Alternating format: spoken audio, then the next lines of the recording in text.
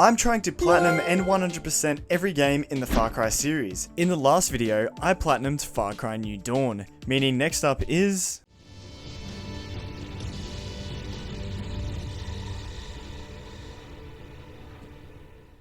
Far Cry 6 released in October 2021 on all major platforms, including next-gen consoles for the first time, and it was mainly developed by Ubisoft Toronto this time around. It is the most recent game in the series, meaning for now it will also be my last Far Cry to complete. It returns to the Far Cry roots by taking place in a tropical island setting. This time we're on a fictional Caribbean island nation known as Yara, which is heavily inspired by Cuba. We play as Danny Rojas, a guerrilla fighter, and our goal is to overthrow the current regime led by the dictator and main villain of the game, Anton Castillo. I was acting.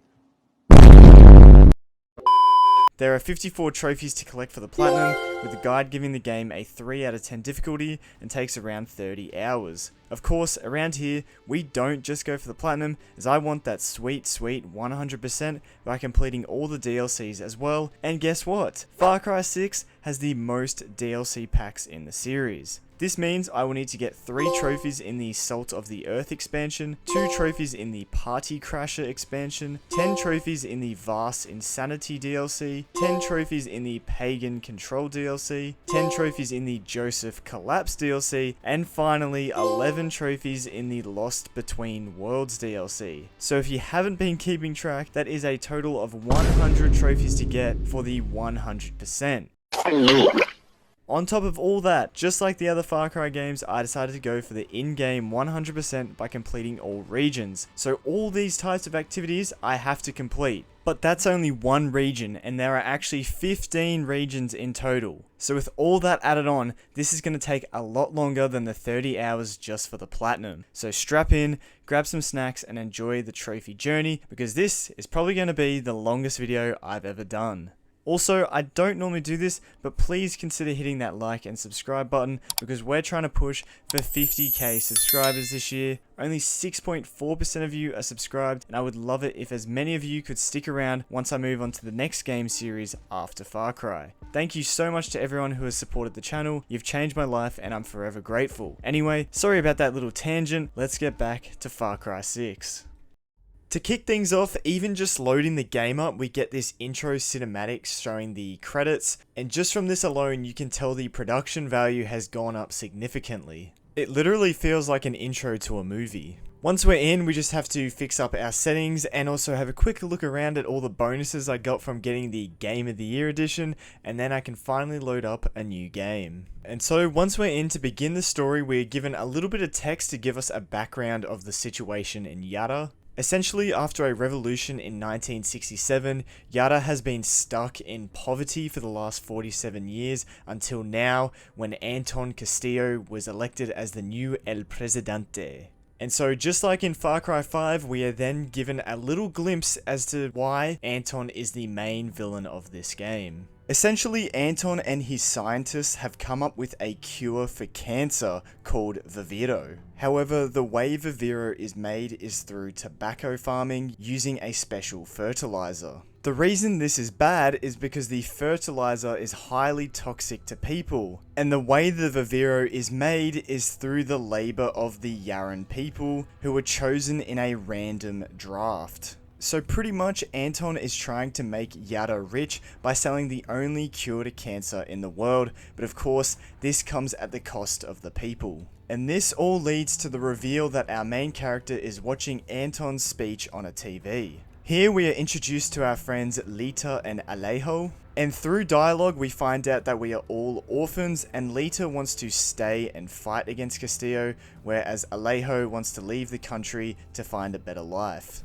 And this is where Ubisoft makes a bit of a joke by acknowledging the fact that the last couple of games the main character didn't speak. Danny, fucking say something. Does our character actually talk this time? Or we can choose to be a dude or a girl. Danny Rojas. Well, I'm gonna be a dude, because I am a dude. Yo soy Danny Rojas. Select Danny's look. Damn, I can't believe I got a trophy already. They got my name wrong. This is the first time that cutscenes aren't in first person. That's right, we get thrown another curveball. Not only is our character back talking, but we are also in third person for the cutscenes now, which does make things a lot more cinematic. But I have realized now that technically this isn't actually the first Far Cry game to be in third person, as Far Cry Classic, the first ever game in the series, had third person cutscenes as well, but this is the first time since then. Anyway, back to the story. A city-wide lockdown has come into effect, and the soldiers are patrolling the streets, eliminating any troublemakers in their way. And for some reason, our friend Alejo gets the bright idea to do this. Fuck Castillo! Alejo! Oh my god. What an idiot. Danny, we have to go. What an idiot. Now! That worked. You're coming. Promise me, Lita. See. Come on, Danny. Yeah, so now that unfortunately Alejo is dead, Lita and Danny must now make their way out of Esperanza to a boat nearby to escape the country. And this is where we are finally able to actually play the game, and of course this area acts as a massive tutorial, showing us the basics such as stealth and moving around. We end up using these sewers to get closer to where the boat is, along with climbing the rooftops as well. And along the way we are shown even more terrible acts by the soldiers. Eventually we are able to make a final sprint to the boat to make our escape. When we arrive, Danny is able to convince the guy running the boat to let a kid and his grandma on the boat so they can also escape Yada as well. And once we're on board, the boat sets sail. The young teenager ends up giving us a baseball card as thanks for helping him out. And then Lita tries to convince us that we should be fighting for Yada instead of running. But before the conversation can go any further, the boat is hijacked by the soldiers. But it turns out this isn't just a normal hijacking, as Anton Castillo is also here. And you're probably wondering, why on earth would the president be helping with a hijacking of some random boat trying to escape? Well, it turns out that the teenager that we helped out is actually Diego Castillo, Anton's son, and he was trying to run away as well. Diego pleads for Anton to let these people go. They can work. Make Viviro. Truth or lies? Truth. They could be good workers. They could help rebuild paradise. But if you wanted them to live, you would have never set foot on this fucking boat.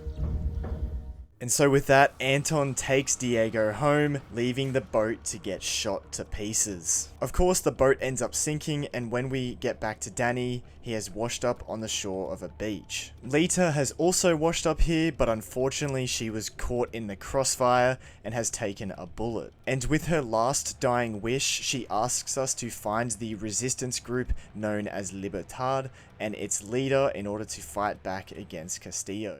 Don't you get it? You're the lucky one, Danny. You're the lucky one. No.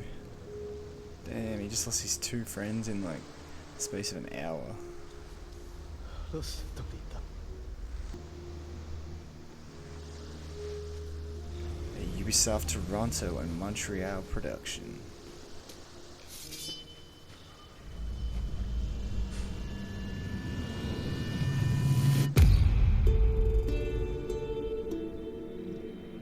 Let's go, Far Cry 6. Hell yeah. And with that, our journey officially begins on Isla Santuario. And here we are finally given our first weapon of the game, and we are introduced to the combat. And I've said this for the last few Far Cry games now, but Ubisoft really do not miss on the graphics. This game looks absolutely amazing. This truly did feel like a next-gen Far Cry experience. Anyway, we end up finding a grapple kit so we can climb up this cliffside, and once we get up, we meet our first Libertad member. We show the guy that we are a friend of Lita's, but he still doesn't take any chances as he puts a bag over our head to take us into the Libertad camp. And here we meet the leader of the resistance group, Clara Garcia. Danny explains to her that he is just looking for a place to stay until he is able to leave the country, but Clara says she doesn't just do things for free and asks that Danny helps out the Guerrilla group first. And so she explains Libertad's situation. Pretty much they tried to take out a Viviro plantation on this island, but unfortunately Castillo's forces were too strong and took out majority of the guerrilla fighters. And now they have put a blockade around the island so Libertad can't get back to their base. She also doesn't want to leave until that plantation is destroyed. So of course, in order to get our boat out of here, we first have to help them take back Isla Santuario. And luckily, Danny happens to have military experience, so he is somewhat equipped to become a guerrilla fighter. Following that, we are able to accept our first main quest of the game. And yes, this is what the quest screen looks like. So Far Cry are really leaning into the RPG side of things. And so for this first quest, we have to find another guerrilla fighter named Juan. And here we learn about holstering our weapon, which is actually a really cool feature, as when your weapon is holstered, the guards won't attack you, unless you're in a restricted area. And so with that knowledge, we are able to walk into the nearby town without the soldiers attacking us. Here I also found my first Libertad cache, where I unlocked my first piece of gear. And unfortunately, this is probably one of the bad additions to this game, is the gear system, as this fully replaces the skill or perk system, as only certain abilities can be used when you have the correct gear on. This will be more important for trophies later on, but for now we find Juan drinking at a nearby bar. And apparently he also has a pet crocodile named Guapo. However, it turns out that the bartender ratted us out to the soldiers, so now Juan and Danny must fight back to escape the town and head back to Clara. And this was my first taste of gun gameplay, and this was my reaction to it. Damn, the gunplay feels so nice. Holy. Especially with the PS5 controller, the triggers are adaptive, so it was so satisfying to get kills in this game. Anyway, after taking out the soldiers, we end up unlocking Guapo as an amigo. Amigos act the same as the guns and fangs for hire from the previous games, except for some reason this time they got rid of all human companions and now you just have animal companions, but they were still pretty useful. On the way back to the camp with Juan, we end up getting him some supplies, as when we get back to the camp he teaches us about Resolver, which is essentially the crafting and upgrading system in the game. Now I thought this feature was pretty cool as they really fleshed out the weapon upgrading system and you can fully customize your weapons to how you like, including a variety of ammo types. However, we find out about the armor piercing rounds and this completely ruins the game, as this allows you to one-shot any enemy to the head, essentially making all other ammo types completely useless. Now that we know about the Resolver system, we are not done there yet, as we have to do another mission for Juan to steal some more supplies. On the way to this next mission, I was introduced to another new feature, which is the fact that you can now ride horses. And these can be found in the wild, and they are a great way to get around the map, especially off-road. Also on the way there, I was introduced to checkpoints, which are essentially a really small outpost, and these are meant to stop your progress from getting around the map easily. However, once you have taken out all the enemies and destroyed the billboard, you officially liberate the checkpoint, meaning you can now pass through it without having to worry about being slowed down. At the checkpoint, I also found my first F&D crate, which are essentially just the same as the Libertad caches, but you find them near enemy areas. Also, talking to NPCs to find out information makes a return, as doing this will show you where you can find new side activities on the map. Anyway, back to the main mission, we meet up with one of Juan's contacts, and here we are introduced to scouting out enemy bases in order to take them out. Of course, this is your typical Far Cry gameplay, as you are able to plan out your attack and figure out the best possible way to take down the enemy base. They've also added security cameras to the game, which adds another way you can get detected, but you are easily able to take these out silently without the enemies really caring. Now, for the reason why we took out all the soldiers here was to steal some depleted uranium for Juan. Now, before I headed back to Clara's camp to return the uranium to Juan, I first decided to go for this Libertad crate over here. And looting this crate ended up getting me the trophy Fashionista for finding the 5th and final piece of armor in a matching gear set. Fashionista. Equip a full matching gear set. Let's go. We got munitions helmet. I mean, we didn't actually put it on yet, or did it automatically put it on? Oh, it did too. Okay. There you go. So we got the full munitions set. Following that trophy, I headed back to Juan with the depleted uranium, and here we are introduced to another new feature in the game, the Supremo, along with the special resolver weapons. These Supremos can be upgraded just like the weapons, and these things are pretty overpowered and once again make the game quite easy. The Supremo is where you store your gadgets such as grenades and molotovs, but the Supremos also have an ultimate ability that you can use after a cooldown, and that is what makes these things OP.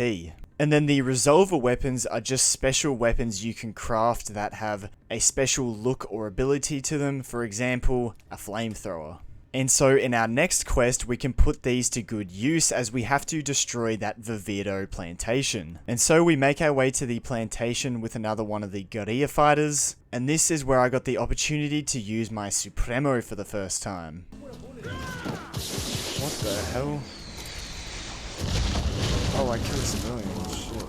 Yep, that's right, the Supremo is pretty much a souped up backpack. Now, not all of them have the same abilities, but this one that I'm using right now literally sends out homing missiles out of it. There is a cooldown, so you can't just spam it, but by killing enemies it actually recharges quicker, so you can see why this makes the game a little bit easy. During the mission, I also found my first USB song, which was the first of 15 I would need to find for a trophy. And because I was also going for the in-game 100%, this was also the first collectible out of 207. Now moving back to the mission, once again this was your typical flamethrower mission that always appears in a Far Cry game, and this time we were listening to the song Bella Ciao.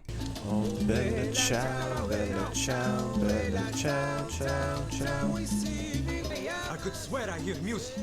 Unfortunately, I can't play too much of the song because of copyright, but I really enjoyed listening to this whilst burning down this plantation, as the first time I heard this song was in the show Money Heist, and it really is a great song. And that show is amazing, you should definitely watch it if you haven't. Anyway, we eventually destroy most of the plantation, and so that means our main goal on the island is complete, so now we need to secure a boat to get off the island. And during this mission, Juan decided to give us his car, and this is where I was introduced to the fact that you can now call in a ride at any time using the weapon wheel. Someone will drop the car off for you, and you can refill your ammo using the trunk, and you can also fully customize the car with its aesthetics, weapons, and defenses. Once again, this kind of just makes the game even easier, but to be fair, you do need to be close to a road in order to call it in, so it isn't super useful when you're out exploring in the bush. On top of that, another new vehicle they added was the tank, and if you are able to hijack one of these things again make the game even easier. And so using this tank, I was easily able to take out a high value target for the mission. Another thing that I forgot to mention that makes this game even easier is the fact that you can change weapons at any time. So pretty much your character is apparently carrying his whole arsenal at all times. So you can pretty much never run out of ammo, or if a certain situation arises where you need explosive weapons, you can just equip it straight away. You don't have to head back to an outpost or home base to change your weapons. Anyway, moving on, for this mission, to finish it, I had to liberate my first F&D base. And now, don't get it twisted, you might be thinking, what the heck's an F&D base? Well, it's pretty much just an outpost in this game, just like the other Far Cries, except instead of being called an outpost, it's called an F&D base. So once again, you can either go in stealthy, or you can do it guns blazing. I always try and do stealth for as long as I can, and for this first F&D base, I was able to liberate it without any alarms being sounded. Now, after completing that mission, the citizens of the island were willing to help the revolution and give us our boat, but first, we had to destroy the blockade surrounding the island. And so for the first part of the mission, we had to take out our first anti-aircraft cannon, and these are pretty much the same as the checkpoints, but instead of blocking the roads, they block the skies, so you can't just fly to each location or else they will shoot you out of the sky. At these locations is also where you find depleted uranium, which is how you craft more of Juan's resolver weapons and Supremos. Once you've taken out all the soldiers and destroyed the anti-aircraft cannon, the airspace is cleared, so now you are able to fly aerial vehicles around without getting shot down. And so with the cannon destroyed, we were now able to attack the blockade ships with the help of a helicopter having our back. And not gonna lie, this was the hardest mission I had done so far, and I actually ended up dying a few times. Eventually though, I was able to clear out both ships, so then I could regroup with Clatter. And with that, both blockade ships are destroyed, and we have successfully liberated Isla Santuario. From there, Clara takes us back to Libertad HQ, and along the way she tries to convince us to continue the fight instead of running away. She does keep her promise and offers us a boat if we do want to leave, but the game makes it very clear that you should stay and help out the Guerrilla Revolution. However, I just completely ignored that as I wanted to get the secret ending. Yes, that is right, Far Cry 6 continues the trend of mainline Far Cry games having a secret ending. This one obviously takes a little bit longer to get to, and isn't as simple as just waiting around like in Far Cry 4 or 5. But once you do get the boat, if you just sail to the edge of the map, the secret ending will trigger. So that's exactly what I did. I set a waypoint for the edge of the map and sailed off into the sunset. Hidden in plain sight, find your way to Miami. Let's go. I thought I was gonna have to drive like all the way. 3 months later. In other news, war has ended in Yara. President Anton Castillo announced that Clara Garcia, the leader of the terrorist group Libertad, was killed by his special forces. And as the pandemic tightens its grip on the globe, the federal government may impose another nationwide lockdown. But first, how about something a little more upbeat? That's how the game ends. Oh yeah. Do that conga. So in the secret ending, Danny finds his way to Miami, living his best life. On the radio, we hear that Clara was killed by Anton Castillo's forces, and we also get a reference to the COVID-19 pandemic. So actually a pretty neat secret ending, and shows that because we didn't help out the revolution, it completely failed. Thankfully, when I hit continue game, we don't have to redo all of that starter island, and instead spawns us back at the boat. And of course, this time, we are actually going to play through the rest of the game and help out the resistance. And so the first thing I did was explore the Libertad HQ, where I was able to find a few collectibles, including a reference to Willis Huntley, who unfortunately does not appear in the actual game, but this is a nice little reference to him, as we are told that Juan used to work for the CIA, and that is probably how he knows Willis Huntley. And at this point, after collecting a few collectibles, I realized just how long of a grind this game was going to take me, because how many collectibles there were and how gigantic the map was. So, the only thing I could do was to get cracking. So first off, I spoke to Juan so I could start crafting more Supremos and Resolver weapons. So I decided to craft the Phantasma Supremo, which emits poison gas, which is very similar to the Berserk weapons in Far Cry Primal, as it causes enemies to start fighting each other. And of course, there is a trophy for 5 enemies being killed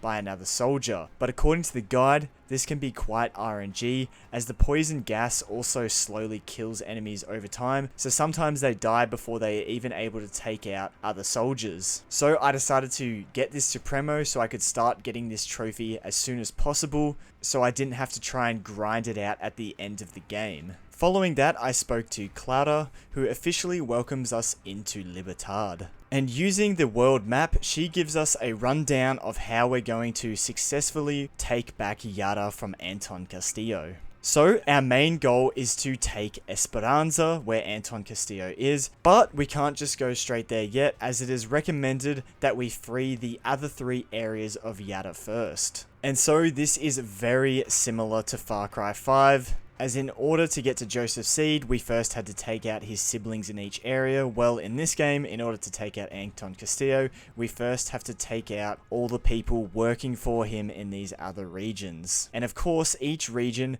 also has different allies for us to meet with and recruit to Libertad. And apparently, according to Clara Garcia, we are already her best guerrilla fighter, and that's why she is sending us to recruit these allies. And so with all that explained to us, this is where the game truly opens up and gives us plenty of options in how to proceed. And this is where all the extra content now became available as well. So this is truly the start of the main story grind of the game. From this extra content, I unlocked a bunch of new weapons and armor sets, as well as a few new amigos as well, along with my first collection of roosters, which you'll find out what that's for very soon. Now, before going any further, I decided to get a really easy trophy out of the way that I completely forgot about earlier, and this was for simply petting Guapo.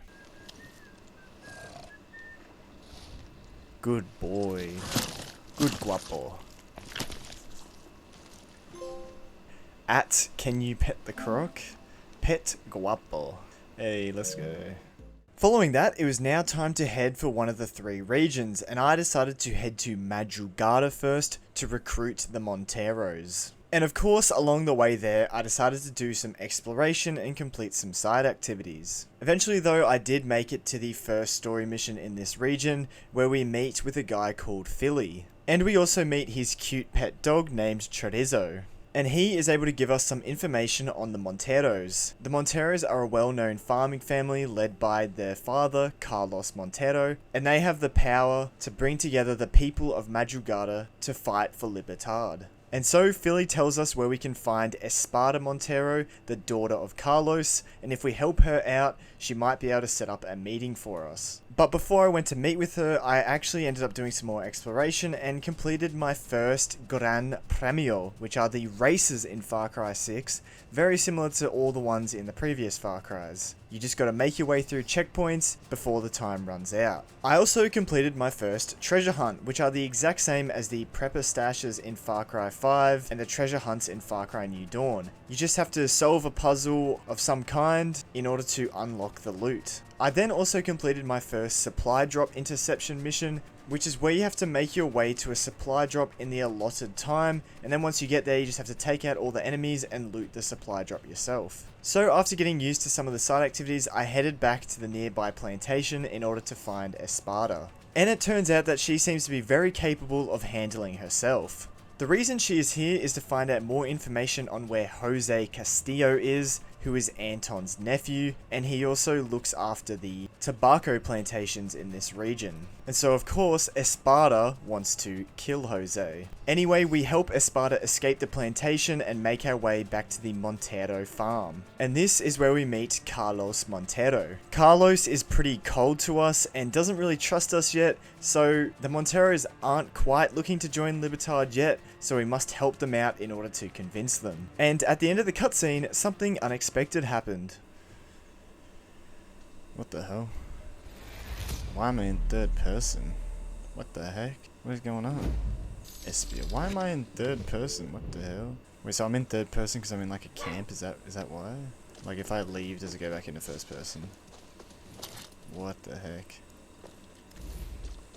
Why? That's so weird. Why did they do that? Yeah, so whenever you visit one of the main camps, your character goes into third person for some reason, which is kind of cool because you get to see your outfit, but the outfit you always have on looks so goofy because you just have this big ass backpack on. Also here at my first guerrilla camp, I was introduced to the camp facilities. These are kinda similar to the upgrades you could make to Prosperity in Far Cry New Dawn, but this time around there are only 6 camp facilities and you can only build 2 at each camp. Each of these facilities are fairly useful in their own way, as they give upgrades to make certain aspects of the game easier. There are also 2 trophies related to these facilities, and the first of which I was going for was for fully maxing out one of these facilities. So for now, I just built the Hideouts network, which actually unlocked me the wingsuit, which is of course highly useful in Far Cry games. Continuing to explore the camp, I found out about the Los Bandidos operations, which is essentially where you send out soldiers to just collect resources for you so you don't have to do it yourself.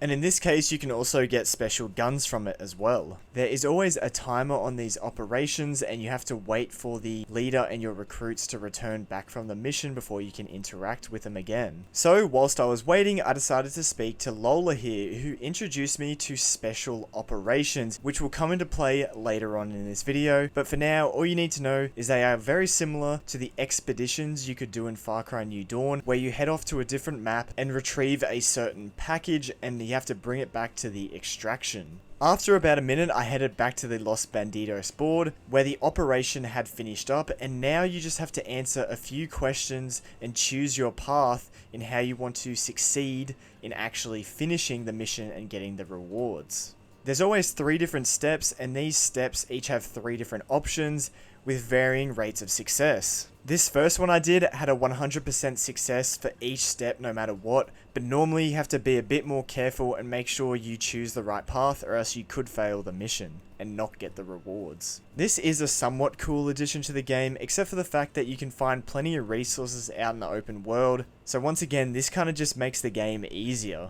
Following that, the final thing I had to explore in this camp was cockfighting. Okay, I swear it's not as bad as it sounds. It turns out this is just where you use your roosters to fight other roosters. And it's kind of crazy they implemented this whole ass mode into Far Cry 6, because this is kind of like Street Fighter in Far Cry. Obviously it's nowhere near as fleshed out, but you're literally playing a fighting game in Far Cry. You take control of your rooster, and you can use either short attacks, long range attacks, jump attacks, you can even dodge, and then there's also an ultimate attack that builds up over time. And I just had to win 1 match for a trophy.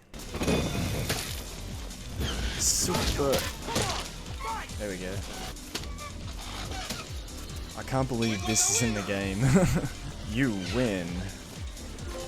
Top of the pecking order. Win a cockfighting match. Let's go. I can't believe they added that into the game. That's actually wild. The one final thing I did in the camp was accept my first Yaren story, which are essentially just the side quests in this game.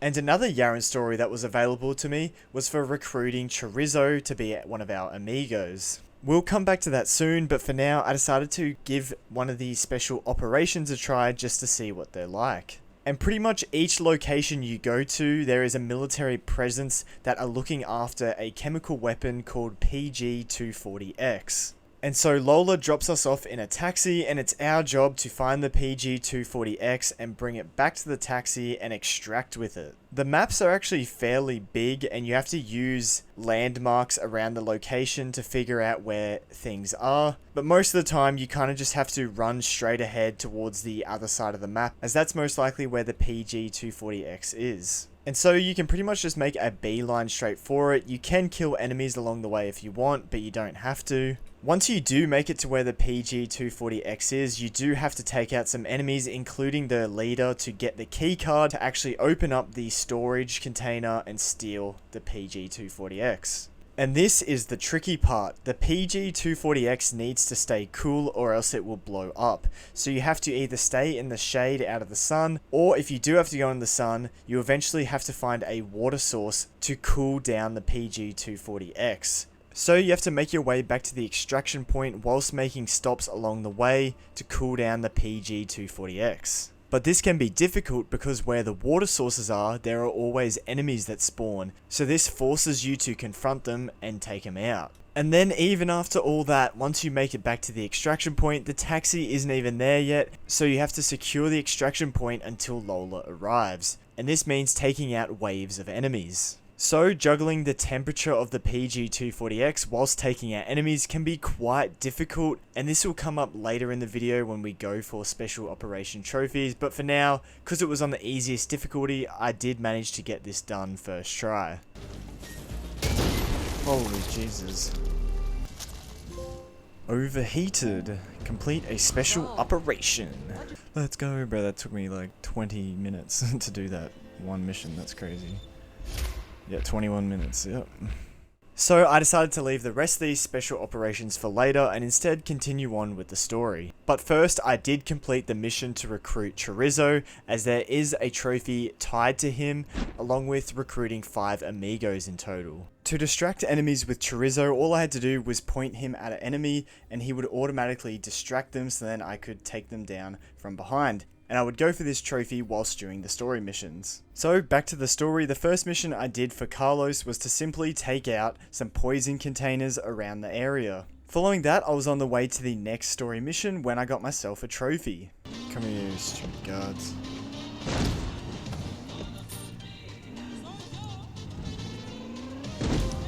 Oh, hit and run.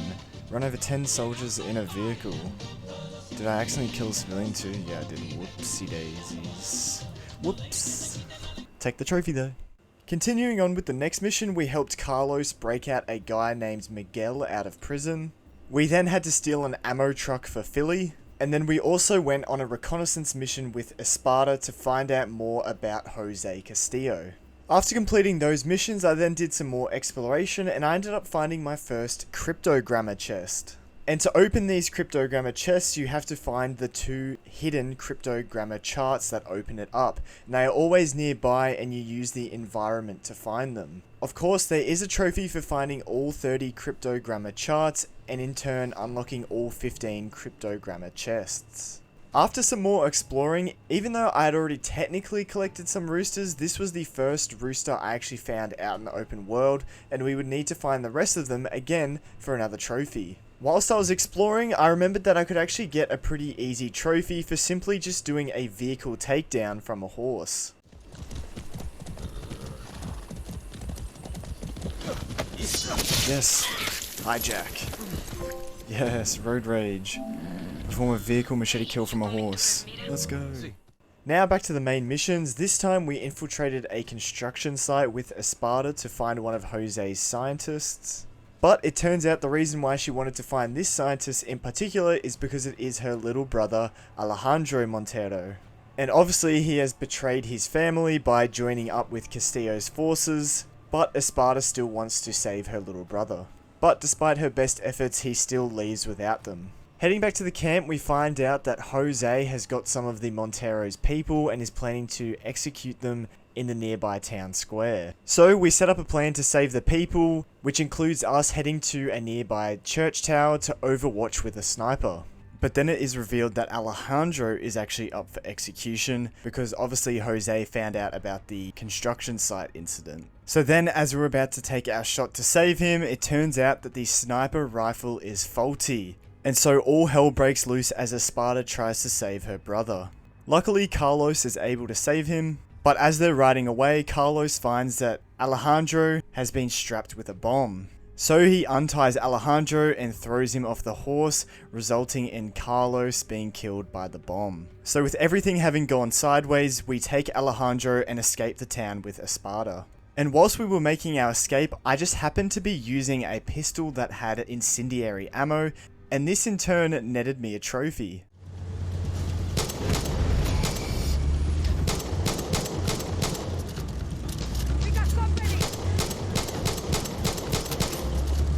Oh, wait, what? Heated conflict. Take out 10 soldiers with active heat. Wait, what? Is that because I'm using fire weapons?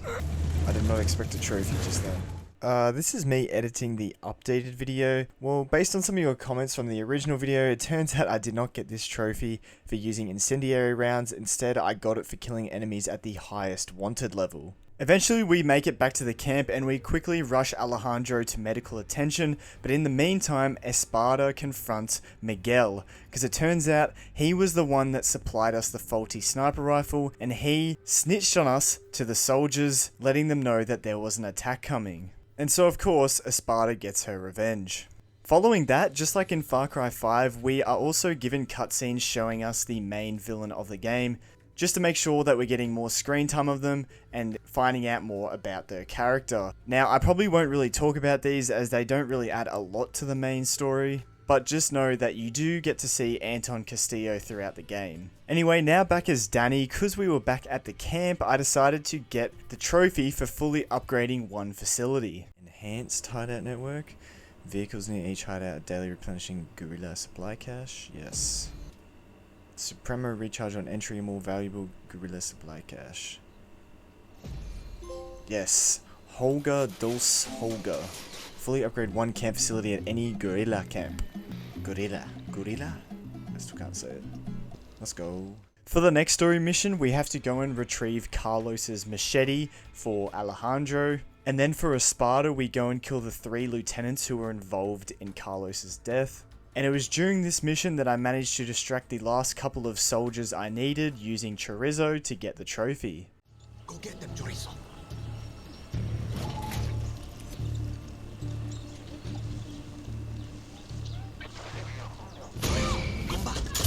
Oh, secret weapon. Distract 10 soldiers with Chorizo.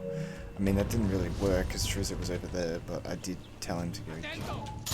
Following that mission, I ended up doing a side quest which involved finding my first Triada relic. There are actually 3 of these relics, 1 in each region, and I will have to find all 3 as there is a quest trophy related to finding all of them. Also, for finding the relic in each region, it reveals where another collectible is on the map, the Olawa Idols, and there are no trophies related to these, but of course, because I was going for the in-game 100%, I was going to have to find all of these Olawa Idols. Back to the story, for the next mission, I had to take out some anti-aircraft cannons for Alejandro, and also disable the main radar bunker in the area, so then the airspace would be open for us to launch an attack on Jose. After that, I ended up doing a side quest where I actually got my next trophy for killing my 10th elite soldier, and these guys are kind of similar to the elite soldiers in New Dawn, but they're definitely not as tanky as you can still take them out with one headshot. In this case though, I managed to get them to kill each other using the poison.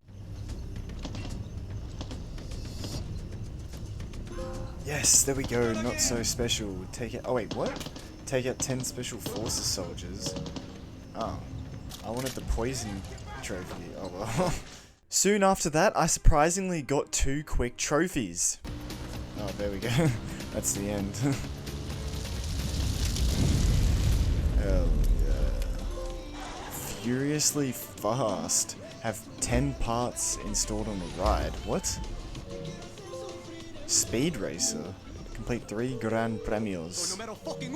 Wait, what? Oh, it's because I unlocked armor for my cars, that's why. I see now. So that means, yeah, I have 1, 2, 3, 4, 5, 6, 7, 8, 9, 10. Yes, okay. And then I had my 3rd Premier race. Awesome. 2 trophies in 1, let's go. Now going back to the story once again, this time we're helping Philly set up his new machine, which will make napalm for us, which we can then use for the attack against Jose. And then once we've filled up the fuel truck with napalm, we then have to destroy the machine so Jose's soldiers don't gain control of it. In the next mission, we then have to do some more fetch work for Philly. We get him a baseball pitching machine and also steal a military plane for him so he can prepare for the attack by cooking up some sort of attack plane. And this leads perfectly into the final mission of this region, where we meet back at the camp where Espada rallies the remaining guerrilla fighters on the Montero farm so we can launch our attack against Jose. And so this is where we get to use the modified plane that Philly cooked up, which allows us to use the napalm to bomb all the tobacco fields producing Viviro. After bombing all the fields, we then head to the nearby airbase to confront Jose himself. We fight our way through some enemies until eventually we make it into the control tower. However, Jose is nowhere to be seen, because it turns out he decided to get into his own attack helicopter. And so this is the final boss fight in this region, with our goal to take down Jose's helicopter. And I actually botted out quite a bit on this fight, even trying to grab a USB stick during the middle of it. Looking back on the footage, I have no idea why I was just trying to shoot Jose with normal bullets. I should have been using explosive weapons. And eventually I did figure this out as I switched to the Explosive Supremo, which pretty much took out all the helicopter's health. So then I could just use a couple more bullets to finish the fight off. And with Jose finally down on the ground, Espada gets her revenge.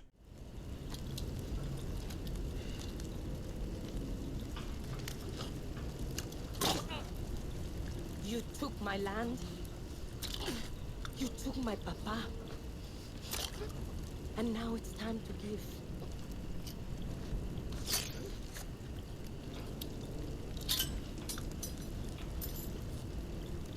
Nos vemos, Napoleon el Pequeño. Oh my god. Oh! Damn. Absolute brutal way to go out. But now Madrugada is free from Jose's control, and because Espada is now in control of the Monteros, Clara is able to convince her to join Libertad. Let's go, Montero Justicia? I don't know how to say that. Recruit the Monteros. Hell yeah. And after completing that final battle, I even managed to get myself another cheeky trophy for completing my 5th Bandito operation.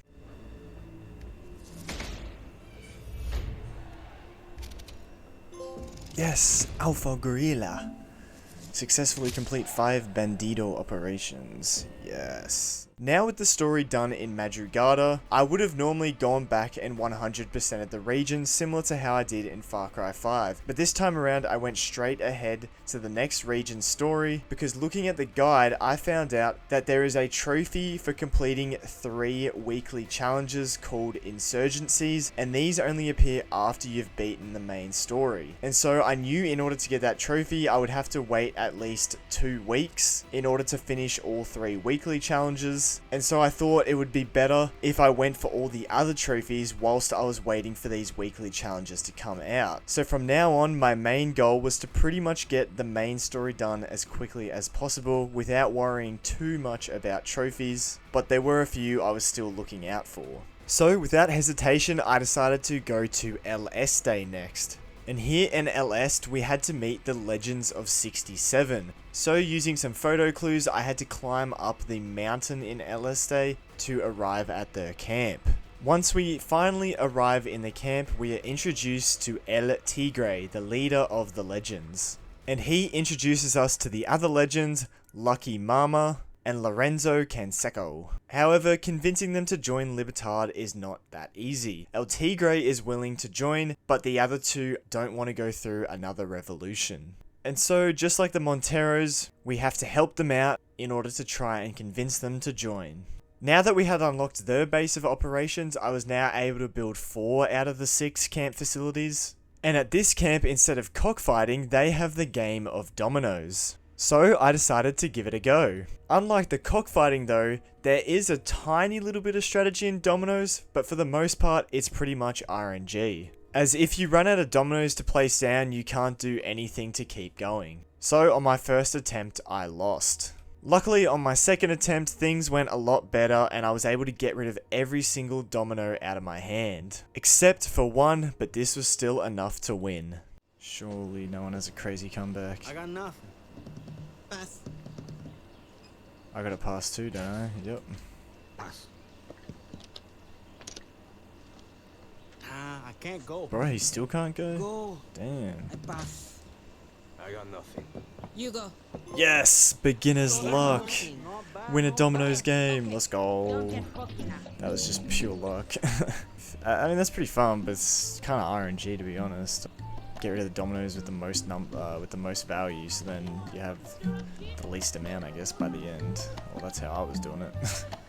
I don't know if there's any more strategy involved other than that, but we take those trophies. From there, I decided to do the first mission for El Tigre, and this was to retrieve some medicine that was being sent from Libertad to Lucky Mama, however it got shot down. Once we arrive at the crash site, we are met with another resistance group known as La Moral, and we are introduced to their second in command, Yonron.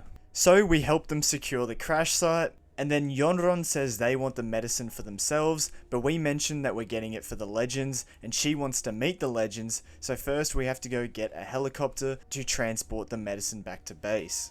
With the helicopter we are able to take the medicine back to base, and Yonron is able to meet El Tigre. But Lorenzo isn't as pleased to see La Moral, and they have a bit of an argument. And so now our main goal is to somehow convince both the Legends and La Moral to join forces and help Libertad. And so our next mission is for El Tigre, and we have to infiltrate a BioVita facility to figure out what terrible things they're doing and take photos to convince Lorenzo to join the fight. And thankfully during this mission is where I was finally able to get my 5th poison kill.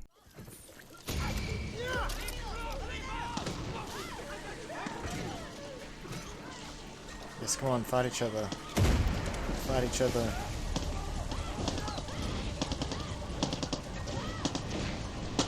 Yes! Toxic influence! Have poison soldiers kill 5 other enemies. Yes, I've been trying to get that done. Let's go. Also during this mission, as I was infiltrating the facility, I was able to get another trophy for using a security control center to disable all cameras and alarms.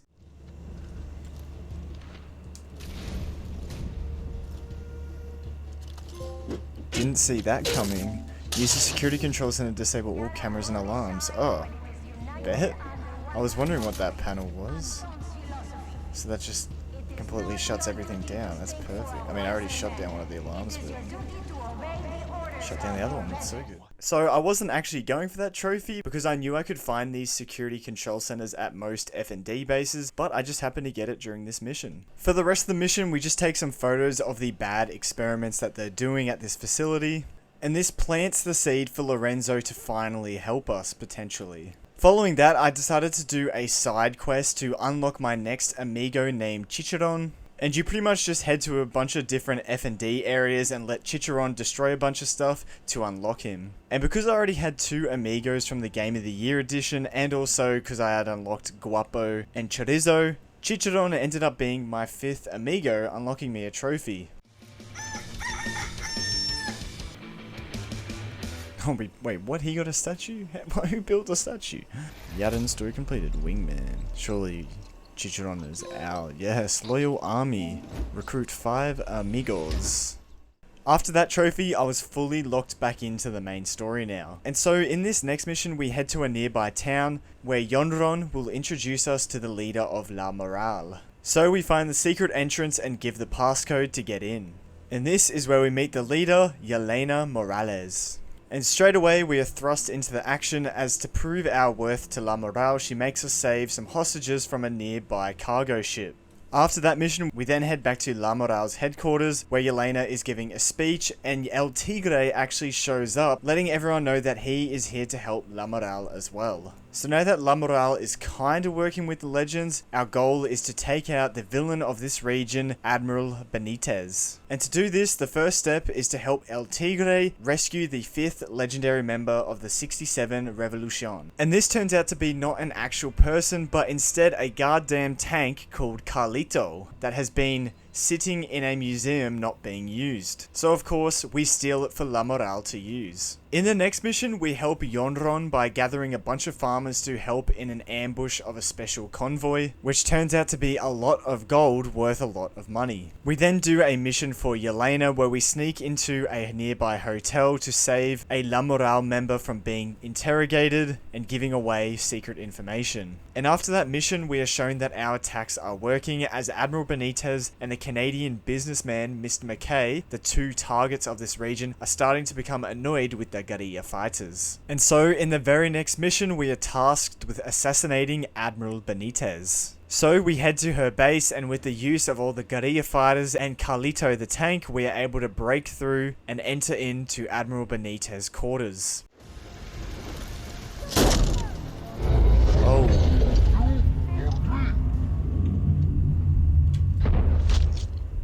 Oh, damn. Adios, Benitez.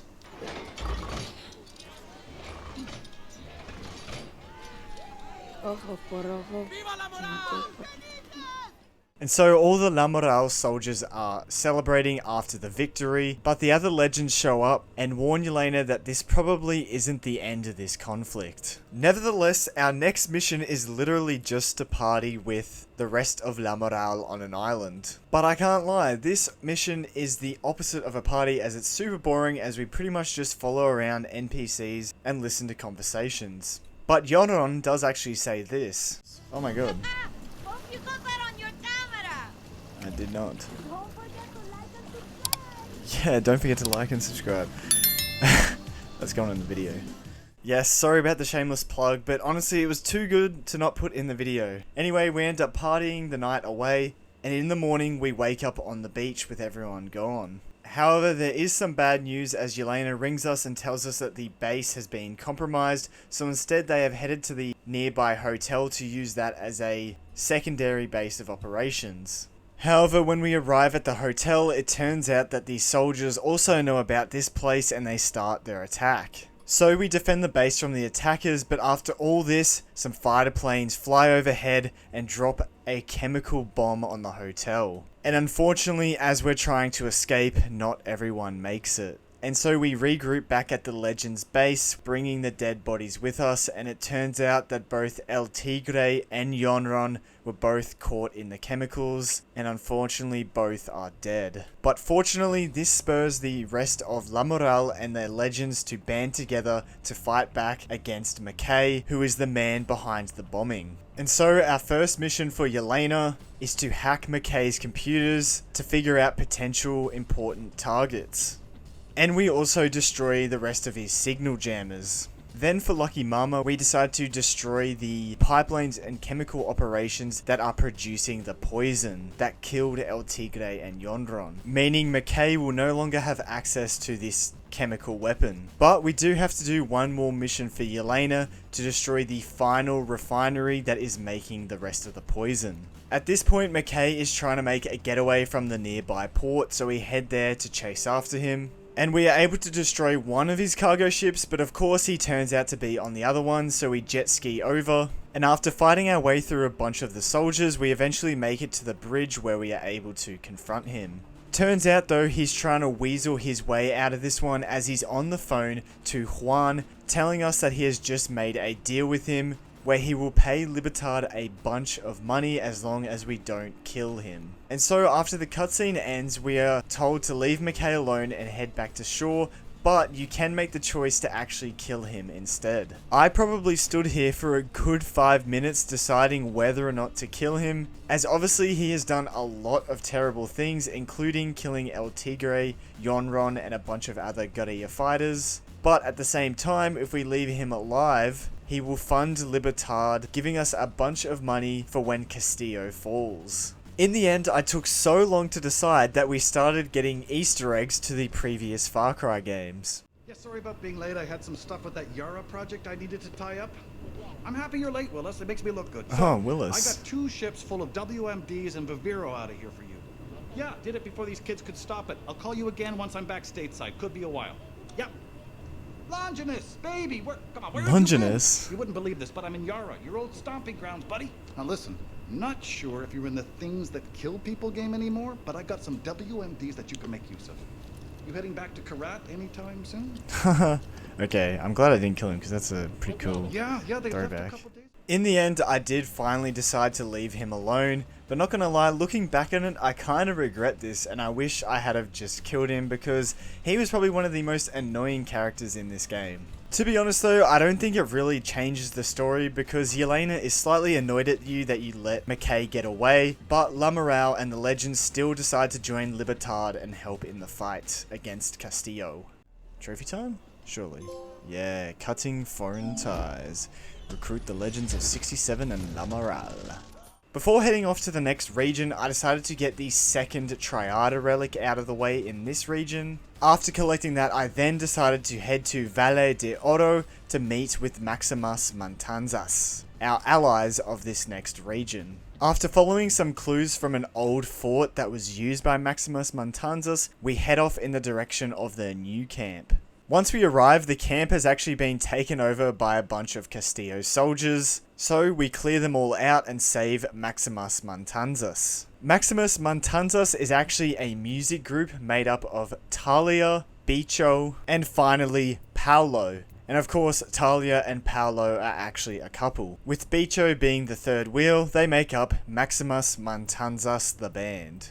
Turns out these guys were the original Libertad before Clara and they actually convinced her to join, but now they've become sick of the conflict and they are actually trying to escape to America themselves, just like Danny was trying to do. And so this unlocks us Camp Maximus and our goal now is to convince them to join Libertad and help in the fight. And so to try and get through to them, we offer to help them out. even if that means trying to help them escape to start off with. Before doing the first mission for Paolo though, now that we had unlocked this camp, I could now finally build the final 2 camp facilities, and doing so got me the trophy. Sounds good. There should be a trophy for building this. Better, no? Yes, That's all you. glamping. Build one of each camp facility. There we go. Final one. Hunter's Barracks. Eh? And so with that done, I decided to continue on with the main story, where the first mission for Paolo, we had to help him pay off his debt to a smuggler named Bembe Alvarez. And in order to clear Paolo's debt, we first have to find some Russian twins for Bembe staying at a nearby abandoned hotel. Luckily, one of the twins are still alive, and he is able to give us some information in order to find a key. Turns out the key is actually with the other twin brother who is now dead as he was killed by some Yadin soldiers. From there we head to another abandoned hotel which the Russians were using as a smuggling base in order to find a safe that is opened by the key.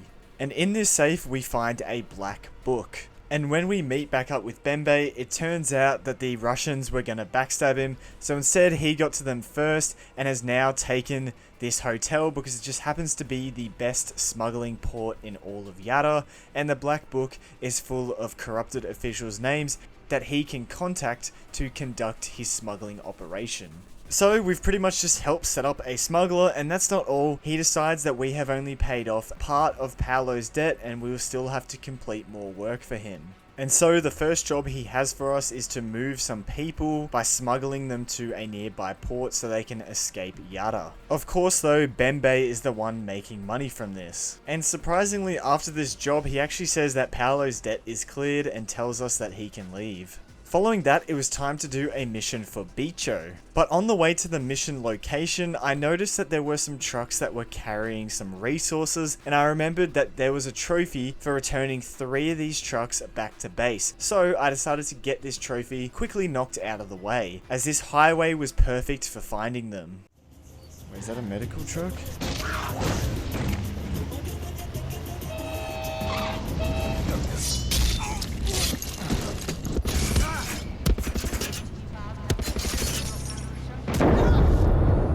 I guess it is not then. Alright, I found an oil truck. I'm gonna steal it.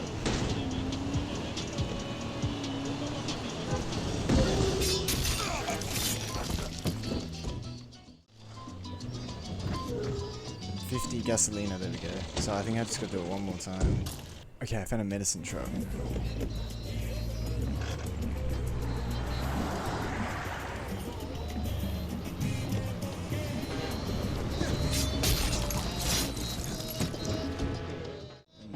Should be a trophy. It should be, because I'm pretty sure I've done it twice, so this is the 3rd time, so why am I going so slow?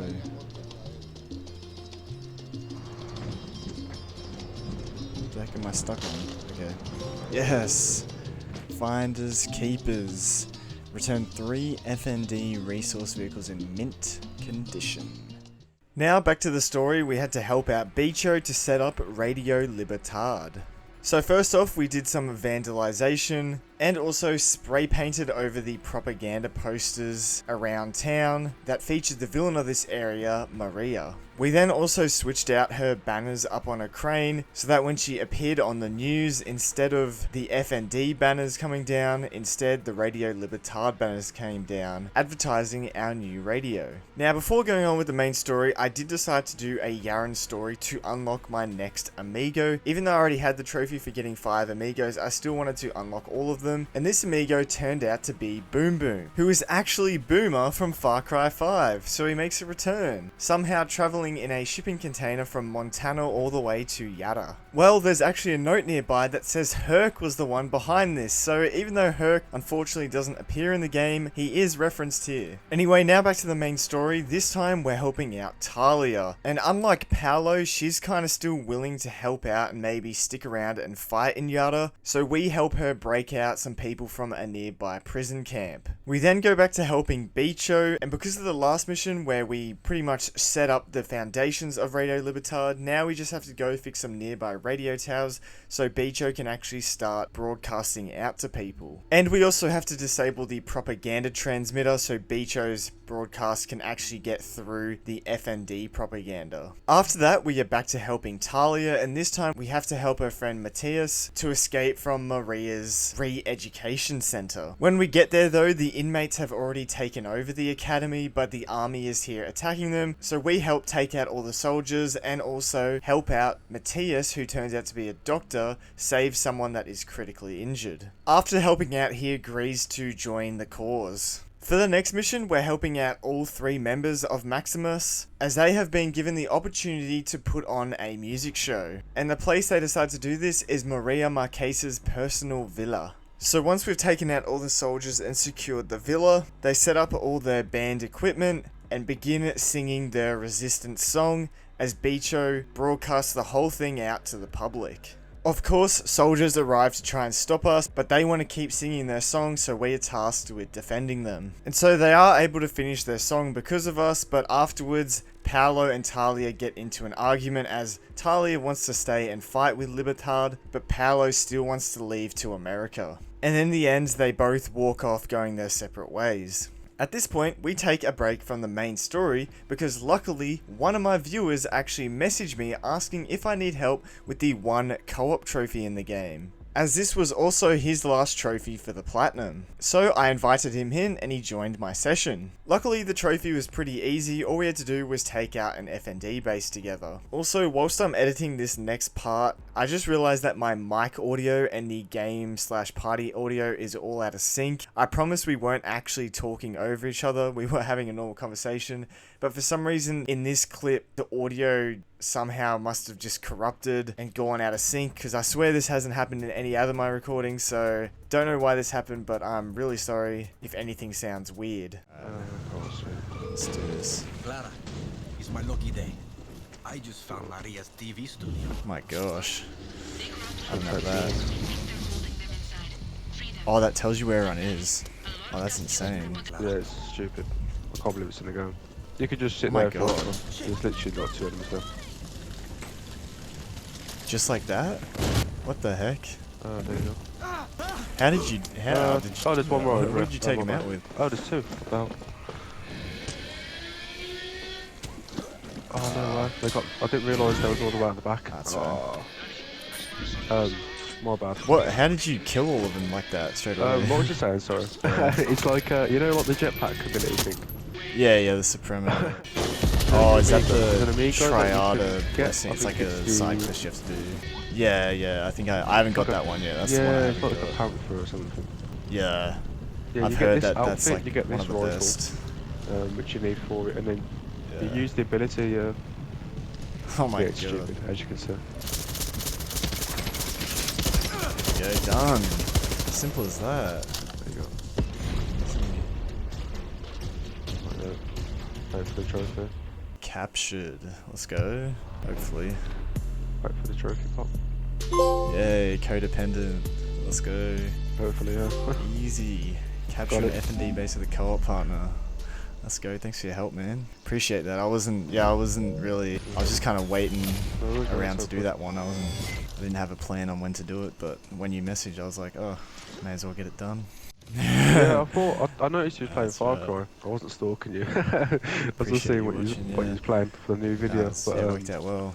yeah, Nice. yeah. I just got So the you platinum done, anyway, so. done with Far Cry 6.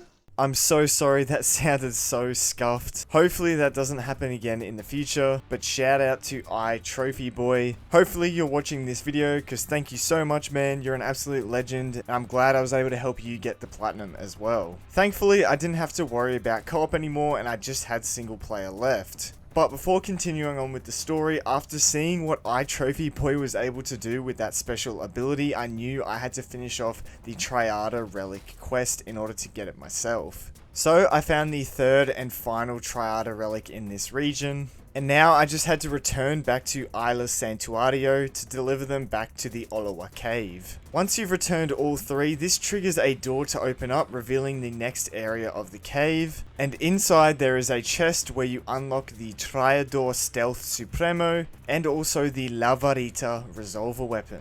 This triggers a sort of mini boss fight against these mythical panthers, but luckily they go down in one hit. As if you use the Supremo ability whilst you have this Resolver weapon equipped, it literally gives you wall hacks, and not only that, you can also shoot the enemies through walls as well, and this is what iTrophy Boy used to take out that F&D base so quickly. Once all the Panthers are defeated, one remains named Aluso, and we can recruit him to be another amigo for us. And this results in a trophy. A undying tradition, complete the Yadin story, Triad of Blessings. And so now that I had this really overpowered weapon, I decided to try and complete an F&D base without being detected. So I went to the corner of the base and hid behind some silos, popped the ability, and just wall hacked everyone for an easy trophy. Sniper on Overwatch.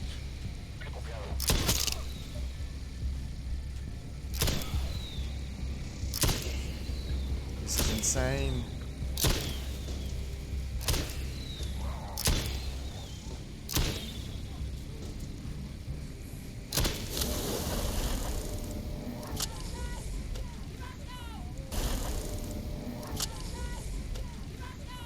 Oh my god, that is nuts. That is actually nuts. Does that count as a trophy? Surely. I didn't technically get detected. They never saw me. Obviously they knew gunshots were happening, but that is crazy. I can't believe they added that into the game. That like doesn't even make that just makes the game a point and click. Yeah, undetected. Ninjarilla. Capture an F&D base without being detected. Ninjarilla.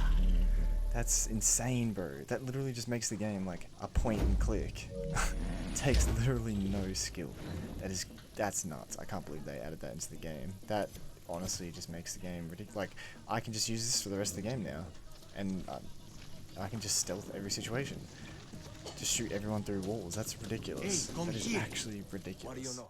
Alright, so that quick little trophy break is over. Now I was back to completing the main story, especially now I had one of the best weapon and Supremo combinations in the game. Anyway, this next mission is a little bit goofy. It's like the one we did earlier where we partied, except this time we're just drinking with Bicho because he's sad that Talia and Paolo aren't getting along at the moment and the band has broken up. But to be fair, it does end in a nice little moment between Bicho and Danny, where Danny is able to give him some advice. At this point, we've got another mission for Talia, who is just mad at everything and wants us to destroy all the propaganda and advertising that Maria is putting out. And this also includes destroying her rum distillery. And also a statue of Anton and Diego, but on the way there, I took out a checkpoint, which rewarded me with a trophy.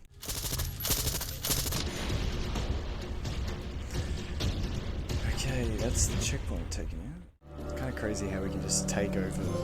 Oh, check it out. Capture 10 checkpoints. I was gonna say, it's kind of crazy that we can just take over the checkpoint that leads straight into Esperanza, the main place of the military. But I guess that's how it works. Following that, we're once again back with another mission for Talia. This time we're gonna sneak into a press tour acting as journalists to get up close to Maria. So I stole some press passes from an F&E base I had already captured. We then meet up with Talia and Bicho and get dressed into more casual outfits. And without too many questions asked, we are able to pretty much easily get inside the press tour. And so for the first part of the mission, we just go with the flow and follow Maria around as she gives a tour. Eventually, we are given the opportunity to split off from the group and grab our guns that Bicho hid for us nearby. And after fighting our way through some soldiers, we are able to corner Maria in one of the rooms. And then Talia gets her to try and admit her sins to the public whilst on live TV. But Maria is having none of that. Maria even starts to antagonize Talia, and so in turn, Talia, without thinking, uses bullets to send her message, killing Maria live on TV. Luckily, Bicho is nearby and we are able to escape. We do get a cutscene here of Anton and Diego, and this one is fairly important as he confirms that Maria was actually Diego's mother.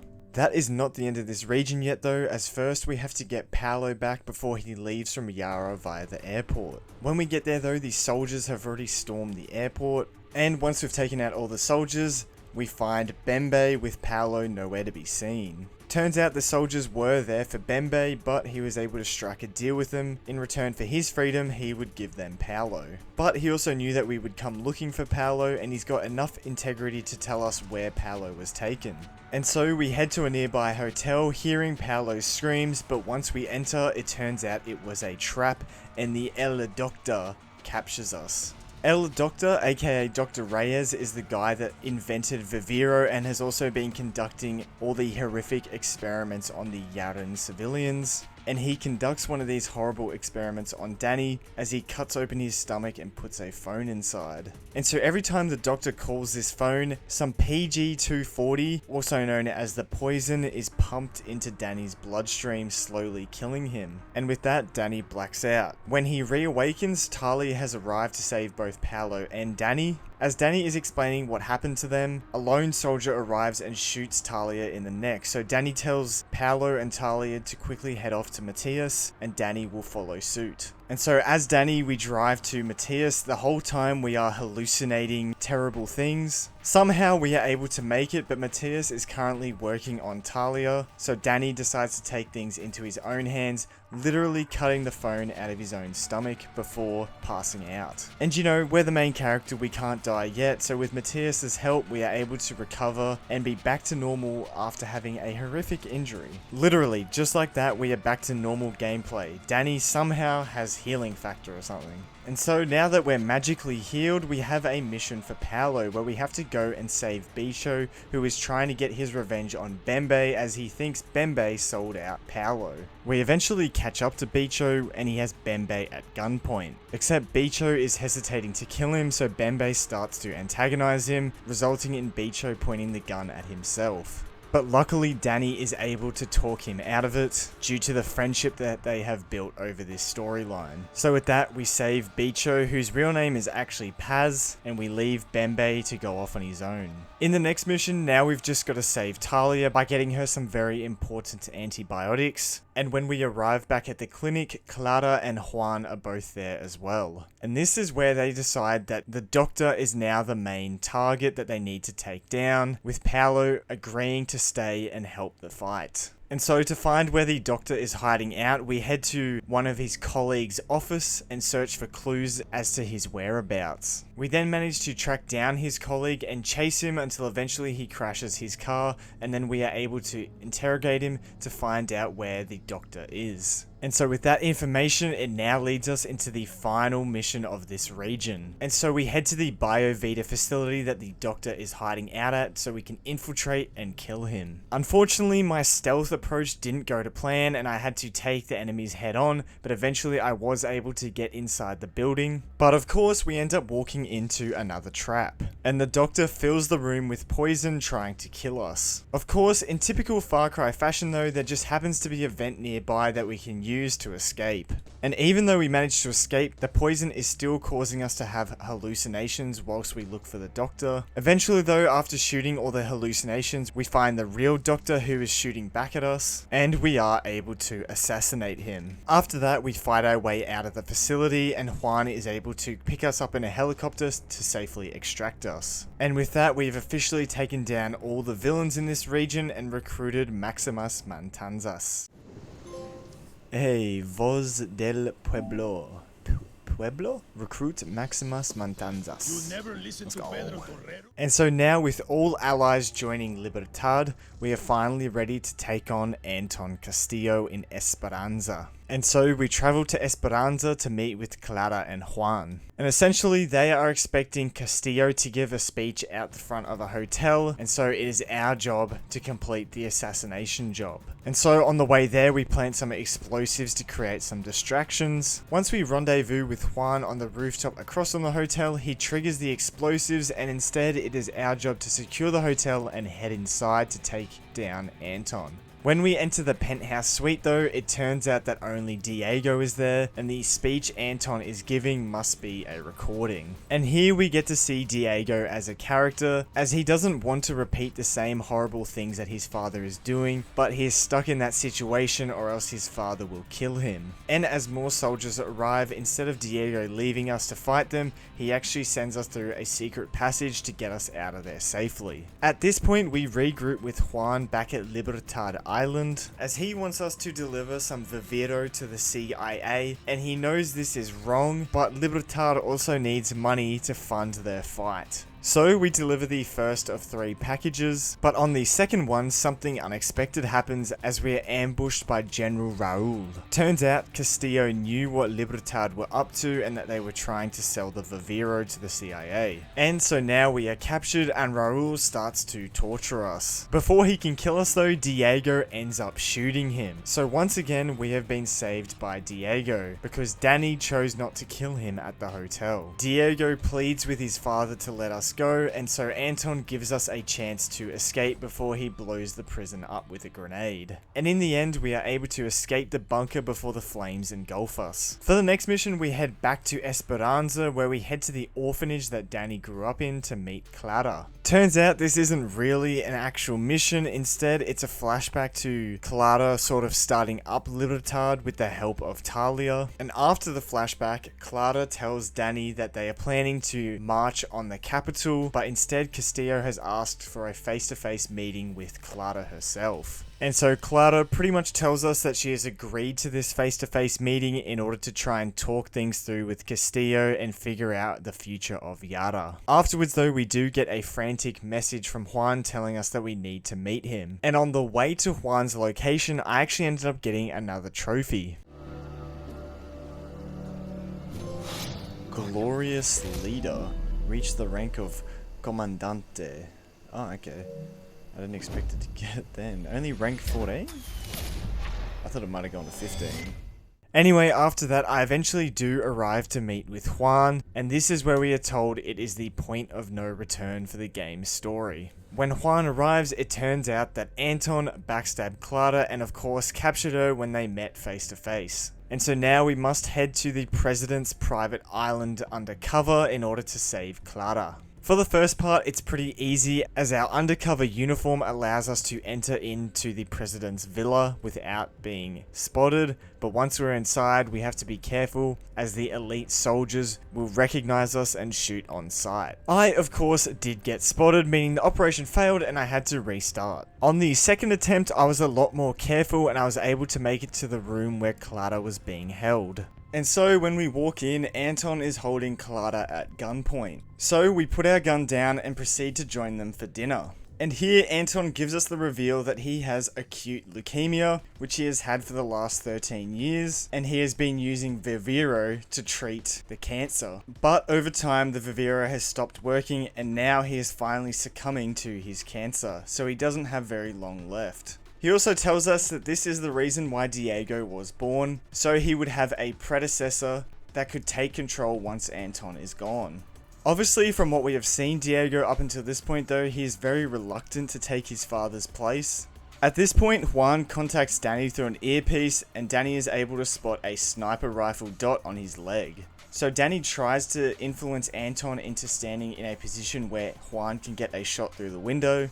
There's a lot going on here as Anton once again threatens Clara, saying the only way to save her is for us to become the general of Anton's army. And at this point, for some reason, Juan gets the bright idea to shoot Diego instead, as he has no clear sight on Anton. Of course, after Diego saving Danny's life twice, Danny does not allow Juan to get a shot on Diego, saving him, but this results in Anton retaliating by shooting Clara in the head. After this, all hell breaks loose, and Anton and Diego are able to escape. I can't lie, during this scene I was so mad, and I don't know why Danny doesn't get more mad at Juan.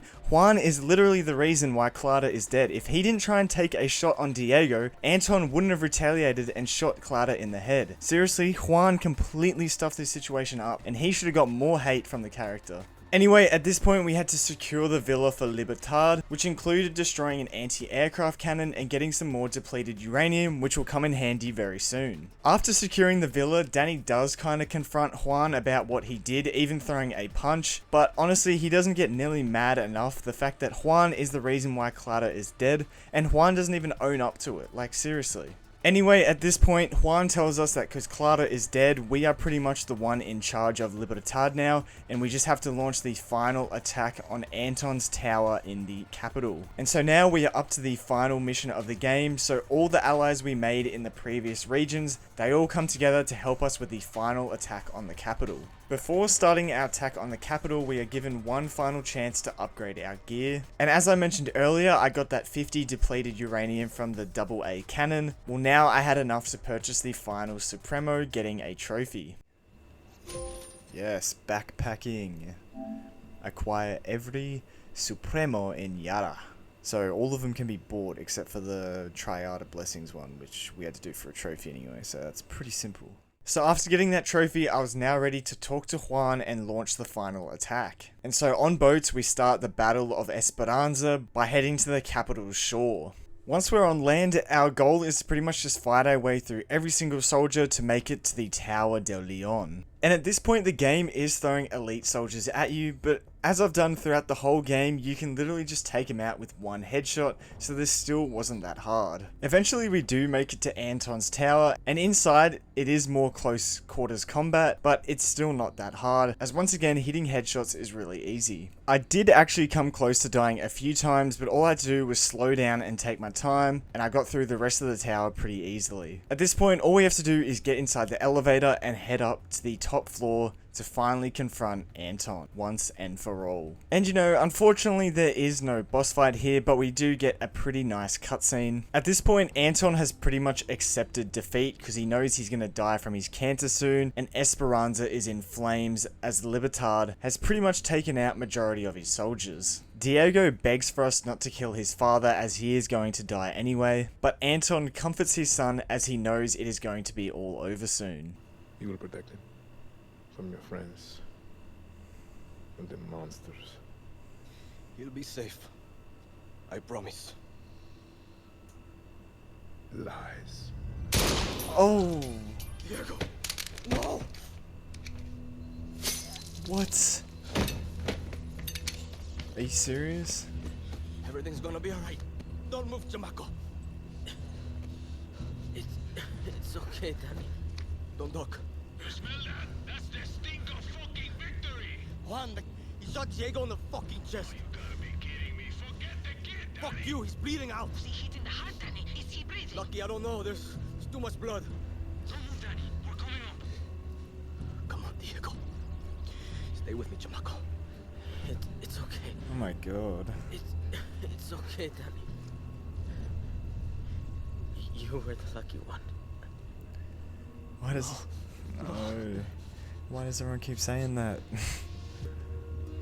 And so yes, that is how Anton Castillo is finally taken down. Or I guess in this case, he takes himself down along with his son. Obviously, it was pretty selfish and messed up of him to shoot his own son, but the reason he did it is because he didn't want Diego to go through the same troubles that Anton went through as a kid when his father was killed by the guerrilla revolution. And so now that both Anton and Diego are both dead, there is no El Presidente left or his predecessor, meaning there has to be a new leader of Yara. And all our allies suggest that we stand up and become the leader of Yara. However, Danny does not take on board this responsibility, as he says he wasn't the politician Clara was, he is simply just a guerrilla doing what he needed to do. So he leaves with Diego's body and tells the rest of our allies that they are now in charge and to not stuff it up. Rule 16, a guerrilla's revolution never ends. Juan Cortez. Let me guess, this is how they're gonna explain how we can do free roam and stuff like that? Revolution. Viva la revolution. Take back Yara. Honestly, good game. I enjoyed it. And so the game ends off with Danny and Juan paying their respects at Clara's grave. And I was right. This is where they set up the insurgency challenges after the story by pretty much saying that people like Anton will keep trying to take back Yara for themselves. And as they say, once a guerrilla, always a guerrilla. And this is where the credits roll on Far Cry 6 and the main story is officially completed. However, at the end of the credits there is a sort of end credit scene or end credit dialogue as they potentially set up future games. Libertad thanks you for your support, and I come bearing good news. Our Rivero supply has tripled. You know, it's so sad about that Castillo kid. I mean, what his papa did. Wow, that is crazy. A tragedy. Well, you know, some people are just sick in the mind. Oh my god, it's Vaas. Control. Same time next week. Oh, you can bet your life on it.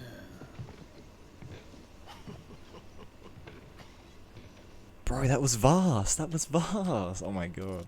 So yeah, they set up Vaas, which I initially thought was just hinting towards the DLC, but then I realized later, if he's in Far Cry 6 talking to Juan, that means he never died in Far Cry 3. And we will get more of a hint at this at the end of the Vaas DLC, but for now, I was focused on completing my first insurgency challenge. Essentially, an insurgent leader has taken over a part of the map, and so you have to take them down, but in order to find their location first, you have to take back that checkpoint, those F&D bases, the AA cannons, and also complete a specific special operation as well. Once all these are done, then their location will be revealed, and you can assassinate the insurgent leader and take back their F&D base as well. So, straight after finishing the story, I decided to start with the first insurgency objectives. And the first one I happened to do was a AA cannon, which ended up being my 16th one, unlocking me a trophy. Boom. Yes, friendly skies blow up 16 anti-aircraft cannons. I then went on to do the special operation Los Tres Santos, which I had to do for the insurgency. And whilst I was here, I decided to get a really easy trophy out of the way for finding a hidden money stash in a special operation. For these hidden stashes, the first thing you have to do is find the hidden key, and then you are able to find the hidden stash and actually open it to get the money. And I can't lie, I just searched up a guide for this special operation in order to find the hidden cache, because you can use notes and clues around the map to try and find it, but I couldn't be bothered doing this. I just wanted the trophy.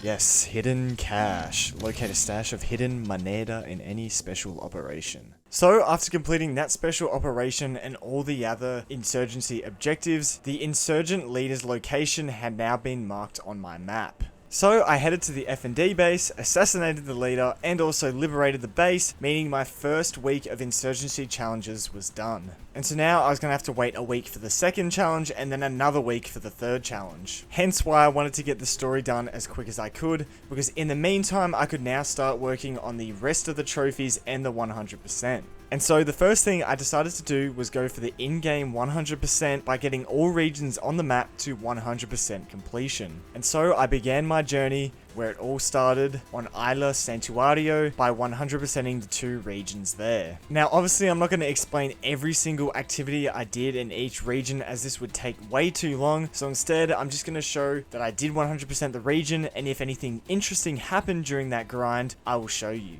For example, in the first province, Quito, I realized that I would probably need to use a collectible guide in order to find where everything is, as not everything appears on the map. So essentially the first thing I would do is clear out everything that was appearing on my map. Once I had done that, I would then use the guide to find the rest of the collectibles. The website I used was called Map Genie, and this was perfect as it had an interactive map that I could use. In terms of keeping track of the collectibles, I was able to use this page to make sure that I was going for the right collectibles on the map and I hadn't already collected them. But the Libertad and F&D crates were a little bit different as there was no way to keep track of which ones I had already collected. So for the crates, I just kind of had to bite the bullet and head to each location or try and figure out which one I may not have been to yet, or the only other option was that at certain times NPCs can spawn on the map, as they will show an exclamation mark above their head, and if you speak to them they will actually reveal to you where some of the crates can be found. So on the way to each location, sometimes I would get lucky and I would find one of these NPCs and they would tell me where the crates are anyway. The only other thing that I will mention here is that I had the parkour outfit on the whole time, as this makes you sprint significantly quicker than usual, and at most times I would try and find a helicopter or spawn in a vehicle so I could get around the map a lot quicker to get to these collectible locations. Anyway, with all that information sorted out, I was able to complete my first province, Quito. I then moved on to the second province, Vencejo, where I had my first mythical animal hunt, and I would need to complete all of these for a trophy. Once I had taken down the wild hog known as Mamutito, the province was 100%, meaning the entire region of Isla Santuario was also 100%. So I decided to follow the story order and headed to Madrugada next, in particular the province of Costa del Mar. The one interesting thing that I found in this province was my third vehicle, which I got from a side quest, meaning I would only need to find one more for the trophy. Other than that, I was eventually able to 100% Costa del Mar, meaning I moved on to Lasagna. Once again, only really one interesting thing happened during this grind, but this time around it was for getting a trophy. After completing one of the side missions, I noticed that there was an enemy tank nearby, and I knew there was a trophy for hijacking it, so I put on the Supremo that results in an EMP pulse, so I would be able to hijack the tank. Hey tank, guess what?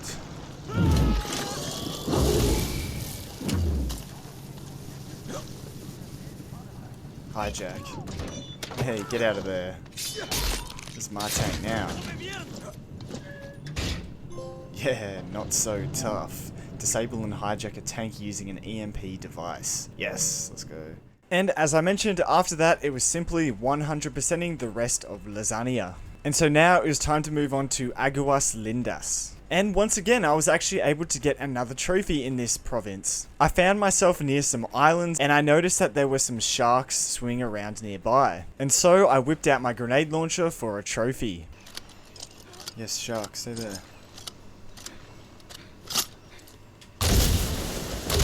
Yes, Jawsome Brody. Take out a shark. Take out a shark with an explosion. Instead of Jason Brody from Far Cry 3, it's Jawsome Brody.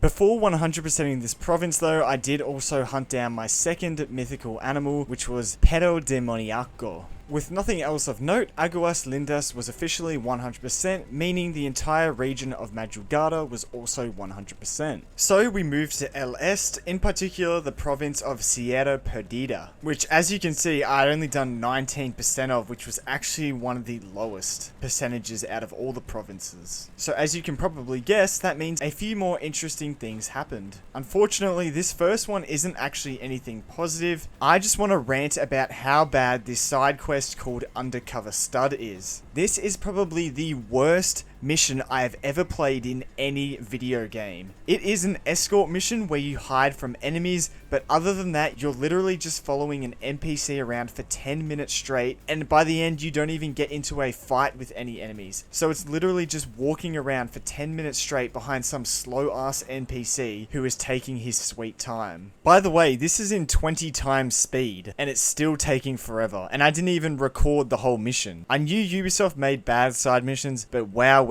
this mission was just terrible. Anyway, back to something positive, I was able to go for a trophy by equipping the Tech Master Band, which allowed me to sabotage alarms. And even though I said this would be positive because I got a trophy, this is also kind of a negative because in any other Far Cry game, sabotaging an alarm would have been gained through either the skill tree or perk tree, but instead in this game, you have to equip the right gear, meaning you can only sabotage alarms when you have that specific gear on, which is just such a bad system in my opinion. Anyway, with the gloves equipped, I headed to a nearby F&D base so I could sabotage a few alarms and then allow the enemies to spot me, so then they would go and trigger the alarm, causing them to die. Ring the alarm. Ring the alarm. Ring it. Wait, what? Oh, is it because I disabled both? Did I accidentally disable them? Oh, wait. Hey! outdated tech. Take out a soldier by sabotaging an alarm. Let's go. I think that first alarm must have been accidentally shot by one of the enemies. Anyway, one of the other things that happened in this province was the fact that I hunted Sanguinario, another mythical animal. And then I also did a side quest which was a massive reference to Far Cry 5, with not only the logo of Eden's Gate showing up, but I also got to find a Bliss flower. And the NPC also acts very much like Faith, appearing and reappearing using Bliss. So I guess one of Eden Gate's followers made it all the way out to Yara. Once again, with a little cleanup, Sierra Perdida was 100% completed. And the next province was Konako. In this province, I was able to get one trophy, which was for completing my 10th interception mission. Sniper on Overwatch.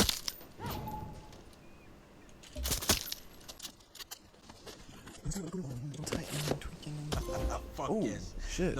It's rain and treasure. Intercept 10 military supply drops. Crap, I wasn't even ready for that. Other than that, the rest was collectibles, and eventually I had Konako at 100%. And so now the final province in this region was La Jolla. And I actually got 2 trophies in this region. The first one was for just installing every mod on a single resolver weapon, so I decided to fully upgrade the La Varita. Landing headshot and triad mode refunds the round. Heck yes. Increases the triad optic zoom level. Yes, please. And disintegrated enemies leave a pool of sticky fire on the ground. Yes, do it yourself. Install every mod on a single resolver weapon. For the next trophy, I headed to this F&D crate on the map, and apparently where this F&D crate is where you could also find the 4th and final car, just in this random garage. It took a bit of parkour skills to get inside, but eventually I was able to claim my trophy. Okay. Oh my god, is this the final car? Yo, we just found it like that. Wait, I thought it was like, find at a warehouse at the F&D storage facility in Catalina Ridge. Is that where we are? Oh, yeah, so you just had to like search this area for it. Hey, car cry. Collect all 4 rides. Again, after that, it was back to collectibles, and eventually I had La Jolla 100%, meaning El Este was also at 100%. So it was time to head to the region of Valle De Oro, and in particular the province of Balaceres. And so here in Balaceres, I was finally able to upgrade every single camp facility across all 3 camps. Obviously there is no trophy for this, but it did unlock me some cool new equipment and perks. In this province, I was also able to hunt the Veno Diente, which was actually the 4th and final mythical animal for the trophy.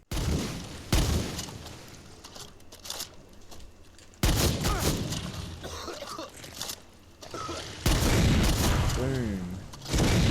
Okay, oh yeah, there we go. Ultimate Predator. Hunt all mythical animals. I was going to say, I'm pretty sure that was the final mythical animal. Now, the final thing of note in this province is the fact that I learnt that health stims are actually in the game, and I really wish I had known this sooner, because there were quite a few times where I was really close to dying or did die, and these health stims would have easily saved me. I just for some reason never thought to look at the gadgets too closely and never saw it, and the game never actually outright tells you either. At least I eventually did figure it out though, because they would definitely come in clutch later on with the special operations. Anyway, before long I had Balaceres at 100%. I then moved on to Cruz del Salvador, and to be honest, this province is quite small and nothing of note happened here, so boom, 100%. Next up was Noven Tarmus. And in this province I actually did get a trophy for collecting my 49th unique weapon. Oh my god, arm to the teeth. Collect 49 unique weapons. Let's go. I was watching a YouTube video, whoops.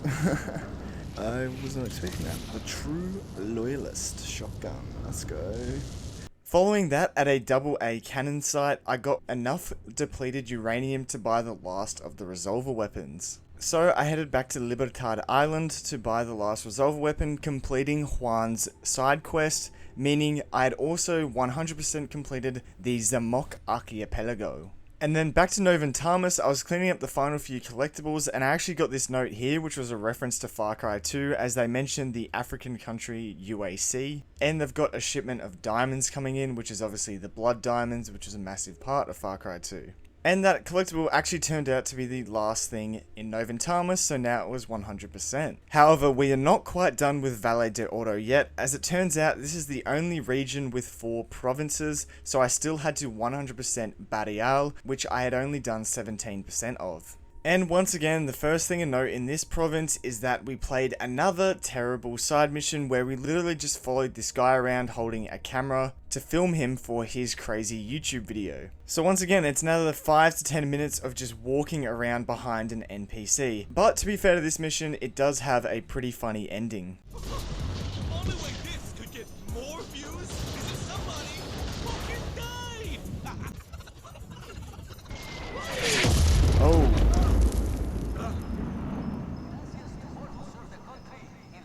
I had a feeling that was going to happen as soon as he said that. Fuck. Oh my god. That is a funny way to end it. I should upload it. Other than that though, nothing really interesting happened in this region, so before long, Barrial was 100% and Valle De Oro was also 100%. Before heading into Esperanza, I still had to complete the Isla del Leon, but I only needed 3 hidden histories, so this one didn't take long at all, and Isla del Leon was 100%. But that does mean we are now onto the final region of the game, Esperanza. And because this was the final region, that meant I was definitely going to be getting a few trophies as we cleaned everything up. For example, I ended up finding the last rooster needed to complete the collection. No? Okay, this is the final rooster. Hey, recruster. Find all roosters. Yes, let's go. 19 out of 19 collected. Now, the funny thing is, whilst I had been grinding out all these regions, it ended up being a week had gone by, so as I was finishing up the final region, the next insurgency ended up starting. And all the objectives that were taken back happened to be in Esperanza and Lasagna. So it was actually pretty lucky because I knew I would have to complete these objectives anyway to 100% Esperanza, so it was almost killing 2 birds with 1 stone. However, as I was completing the final F&D base in Esperanza, expecting a trophy for completing all F&D bases, it didn't pop. Which I probably should have realized because the trophy description is have all F&D bases captured, and even though I had already previously completed all the F&D bases in Lasagna, I technically didn't have them captured, so that means I would have to go back and complete those insurgency F&D bases as well. Before doing that though, I decided to clean up the rest of Esperanza's collectibles, including the final 2 cryptogramma charts, allowing me to unlock the final cryptogramma chest. You've unlocked a cryptogramma chest. Hey, that's puzzling. Unlock 15 cryptogramma chests. I mean, I don't know why they don't just say unlock every cryptogramma chest, because there's only 15 in the game, but yeah, that's the chest done. And then not long after that, the other collectible I cleaned up were the final 2 USB sticks. You kidding me? You was here this whole time? That's my jam. Find 15 USB sticks. Once again, I don't know why it doesn't just say find all the USB sticks, because there's literally 15 in the game, so you have to find all of them anyway, but it's all good. With that collected though, now I only had the hidden histories left as the final collectible. Unfortunately, there is no trophy for collecting all of these, but once I had them done, I could now officially say I had 100%ed Esperanza, meaning I had fully 100%ed the in-game map. Boom, Esperanza 100%, and that's all the hidden histories collected too. So all the collectibles are done, and everything on the map is done. Esperanza, Isla de Leon, Madrugada, Valle De Oro, Este, Isla Santuario, and Zamok Archipelago. So now I just had to go back and finish the final insurgency objectives. And so once I had completed the final F&D base, I finally got the trophy for having all F&D bases captured. Captured. Come on, please, my trophy, please. Yes, liberty. Capture all F&D bases. Let's go. Okay. I was worried for a second it might not pop. But that is officially all the F&D bases captured now. From there, I finished the rest of the insurgency objectives, revealing the insurgent leader location, and so I proceeded to take them down and liberate the F&D base. And the funny thing about this leader is that I'm pretty sure he was actually a reference to Crash Bandicoot, as his name is Crash Marin, and it says that he's a Bandicoot-obsessed base commander, which obviously screams Crash Bandicoot to me, which is funny that Ubisoft decided to put this in the game. Anyway, my second insurgent leader was now complete, and I would just have to wait one more week to complete the third one, so I decided that would be my final trophy for the platinum, and throughout this week I would go for the rest of the trophies, including the DLC. Before we move on to the DLC though, I first had to clean up the rest of the base game trophies. So the first trophy I went for was for purchasing 15 meals. All I had to do was head to a place where I could purchase meals from on the map, and these meals do give you a in-game bonus, so I had actually been purchasing a few of these throughout the game, so I only needed to purchase like 7 more using animal ingredients to get the trophy. Boom. We'll go back to this one. Boom.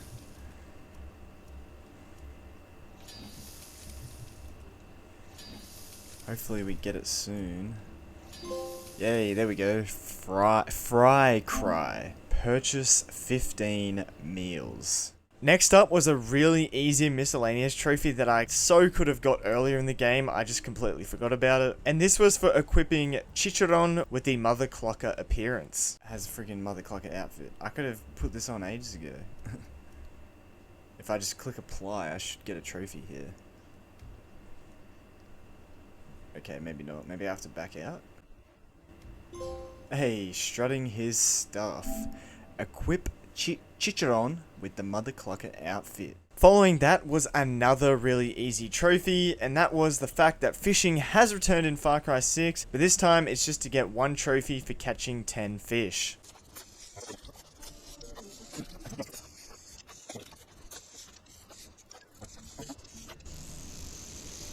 Why is this one so tough to catch? Come on, you're so close.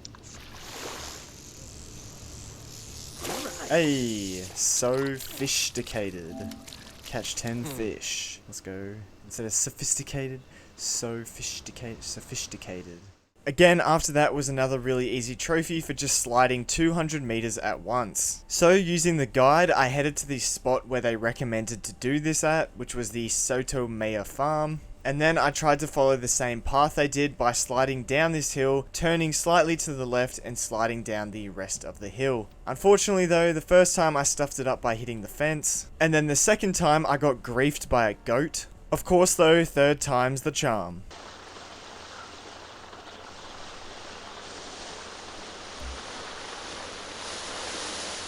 Alright, no goats in the way, no goats in the way. Try and dodge them. Dodge the enemies.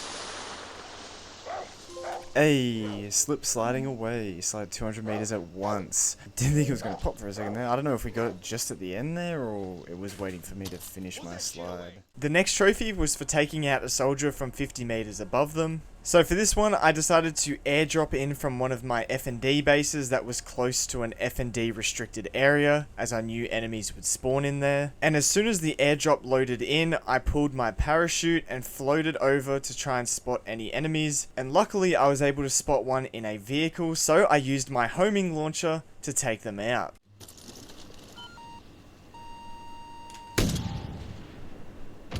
Hey, death from above. Take out a soldier from 50 meters above them. Yeah, okay, that was really simple.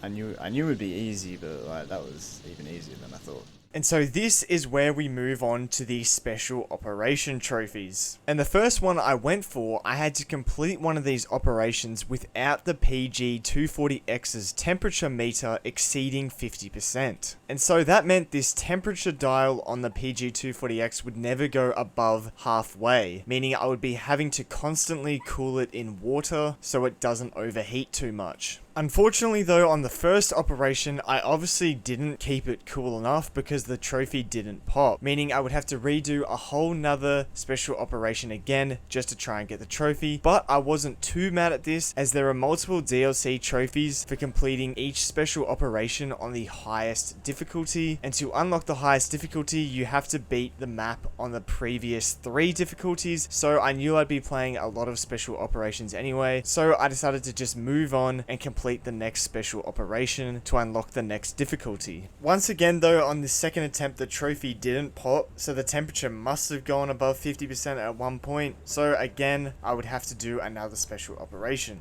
At this point, I had unlocked Mastery 1 on all 5 maps, so I decided to maybe try and get the trophy on Mastery 1. This was an absolutely terrible idea, as the temperature meter goes up significantly quicker on Mastery 1 compared to Standard. And in the end, it reached above 50% before I was even halfway back to the start. I did end up beating the map on Mastery 1, unlocking me Mastery 2, but this time I decided to head back to Standard just to get this trophy done and over with. And because this map I had done so many times by now, I was more used to the map layout, so on this attempt I was heading from water source to water source, quickly dispatching the enemies, and in the end I was easily able to get the trophy done.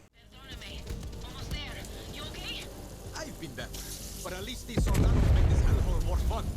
Hurry up! Come on, surely. That has to be it.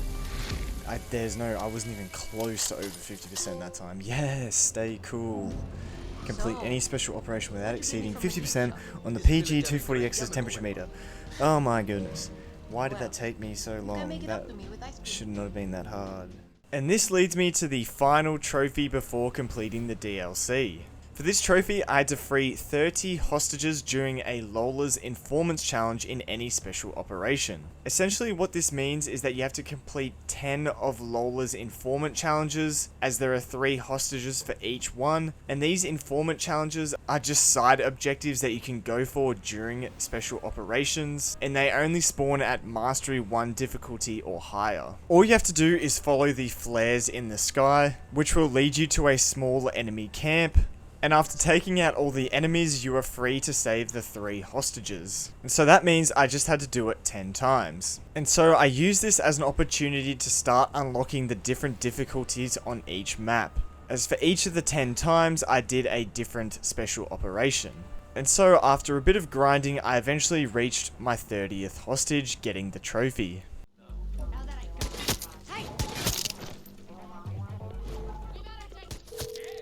Lola, got eyes on your people. I'll try to get them out. Thanks, Danny.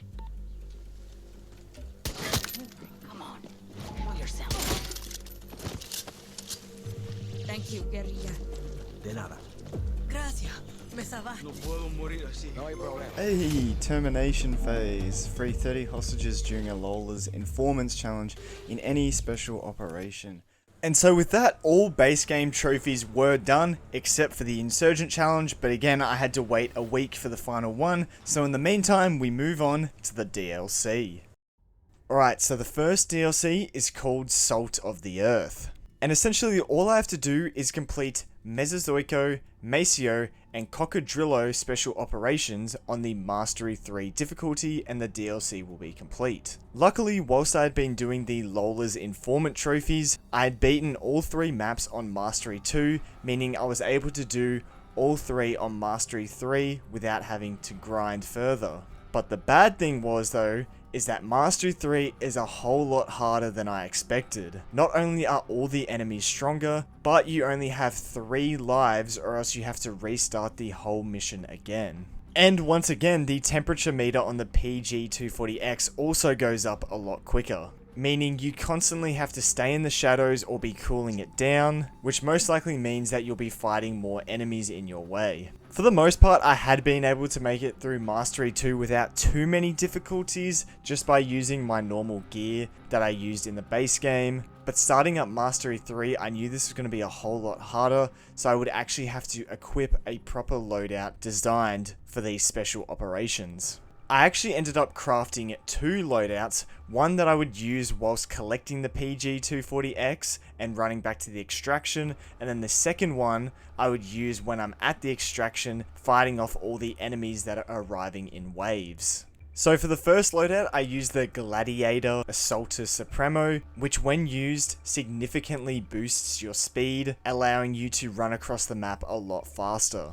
And this is also why I kept the parkour gear on, because this also made me run quicker. Whereas for my second loadout, I equipped a bunch of different gear that gave me the best defense against certain types of damage, and I also kept the Triador Supremo, which of course when used with the Lavarita, I could shoot enemies through walls. In terms of weapons, I did keep them pretty similar across both loadouts, but I did end up upgrading my arsenal significantly, as Lola also sells weapons on her black market, and these can be overclocked with an extra mod that allows the weapon to do more damage. The main other thing I did was for loadout number 2, the defense one, which is where I equipped EMP grenades on a grenade launcher, as this allows you to take down helicopters in one hit, because for some reason normal explosives take more than one hit.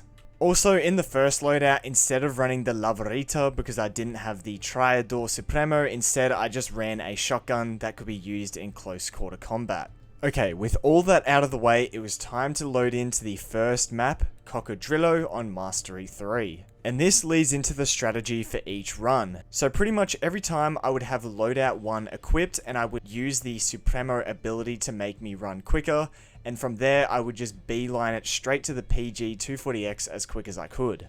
Now, getting to the PG-240X and taking out all the enemies was always the easy part. It was the run on the way back to the extraction that was always the hard part, as I had to try and keep the PG-240X as cool as I could. So once again, I would use the Supremo ability so I could run quicker, and for the most part, I figured out the path on the way back to the extraction myself, just through trial and error, but I would always try and make it as far as I could before I had to cool it down at a water source. And also, if possible, I would avoid as many enemies as I could, so I didn't die in a fight or get distracted by a fight, causing the PG-240X to overheat. And surprisingly, for this first map, everything actually went really well, and I was able to make it back to the extraction without losing a single life.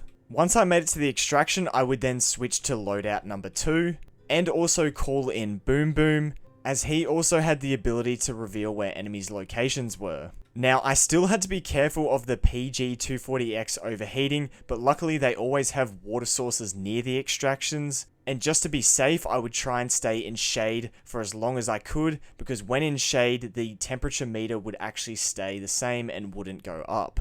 And then whenever I had the chance, I would use the Supremo ability so I could shoot enemies through walls, meaning they were less likely to kill me, as I was normally hiding in a corner somewhere. When the Supremo ability inevitably ran out, I would have to play a little bit riskier to get kills so the Supremo ability would charge back up again, but I would always try and be as careful as I could by using cover and making sure to headshot enemies so they go down quicker. And as I mentioned earlier, whenever a helicopter showed up, I would use my EMP grenade launcher to take it down as quick as I could, because these things definitely did the most damage. Other than that though, it was pretty much just repeat this strategy over and over again until all the waves of enemies were defeated. And you know what? This map, Cocodrillo, must have been the easiest one, because I was able to get it done on my first try without losing a single life. Yes! Yes, okay, first try, let's go, the loadout worked. Yes, Crocodile Tears. Complete Special Operation Cocodrillo on Mastery 3 difficulty, let's go, first out of 5. Following that, we moved on to the next map, Mesozoico, which luckily I already had Mastery 3 unlocked as well. And because this was the map that I had probably played the most of, I also ended up beating this first try without losing any lives, and I did it in about 13 minutes. Yes, let's go. In under 15 minutes too. Okay. Yeah, this loadout is making this so much easier. Extinction level event. Complete Special Operation Mesozoico on Mastery 3 difficulty. Let's go. And so now we move on to the final map of this DLC pack, Maceo, which again I luckily already had Mastery 3 unlocked. And surprise surprise, this map was also fairly easy. However, I did overestimate how long I had left on the PG 240X countdown, as it ended up overheating and I did lose my first life, but luckily because I had made it to the extraction site, I had a checkpoint. Now I did actually end up dying again, as I was too busy cooling the PG 240X down and not worried about the sniper on the other roof. So now I had to properly lock in as I was on my final life. And that is exactly what I did. I made sure not to make any more silly mistakes, and in the end I was able to beat this map on Mastery 3. Yes! Let's go. Okay, that one was a little bit more stressful, because I died a few times. But I got it. Agua Mala. Complete Special Operation Maceo on Mastery 3 difficulty.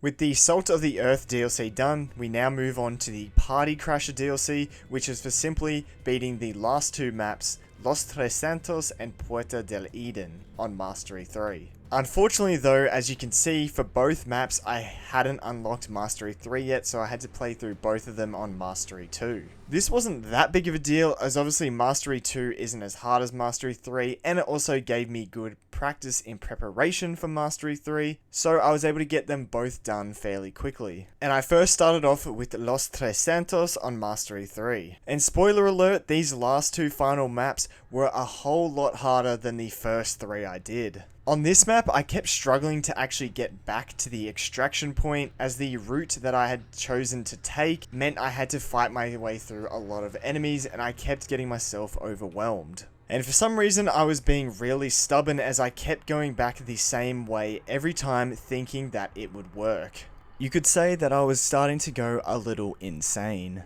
But you know what? I did prove Vaas wrong, because I kept trying the same thing over and over again, and eventually it worked. I just had to get good at the game and have the perfect run. So I locked in and fought my way through all the enemies that I had to go through in order to continue to cool down the PG 240X, until eventually I made it to the final extraction point. And luckily the extraction point isn't actually too bad on this map, as there is a big monument in the middle which has plenty of shade and is actually surrounded by water jets that you can use to cool down the PG 240X, and it also provides a lot of cover, so I was easily able to stay in cover and use my Supremo ability to take out all the enemies. I made sure to be very careful, as I did not want to have to restart this map all over again, and in the end all I had to do was take out one final tank and the trophy was mine. Come on, that's gotta be it, right?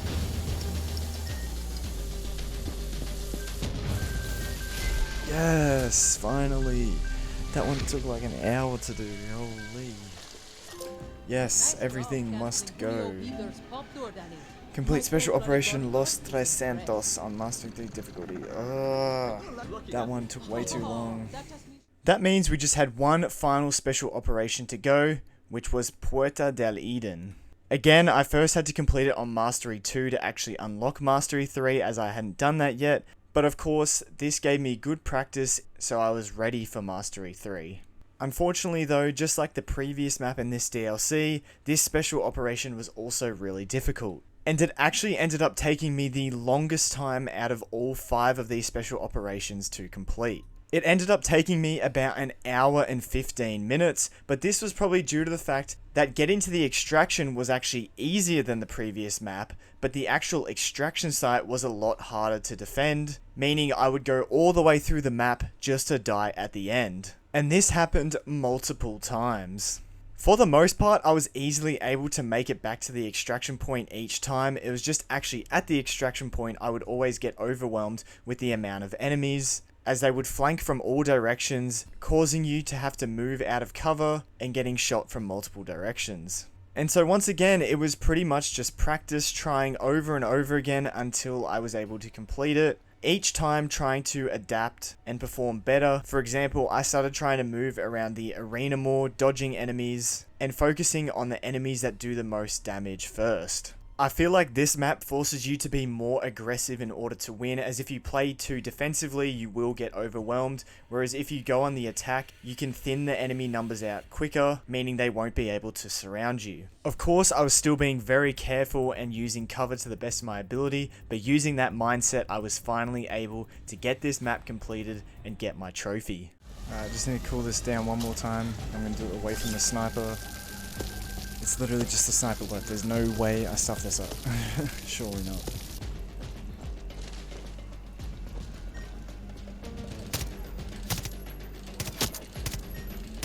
Yes! Oh my god, finally. Oh, thank god, it's over.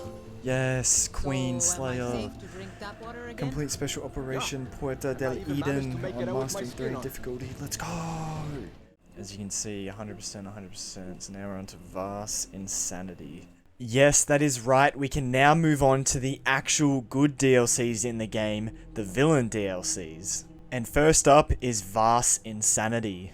Now, I had no idea what to expect here. I had never actually seen any gameplay of people playing these DLCs, so I was very intrigued to find out. So when I loaded up my first playthrough, we get a little bit of backstory into Vaas, a little recap, and then we get given a newly up-to-date cinematic of the Jason Brody vs Vaas fight. But this time it is from Vaas's point of view, and this was just so cool to see. It reminded me just how great Far Cry 3 was.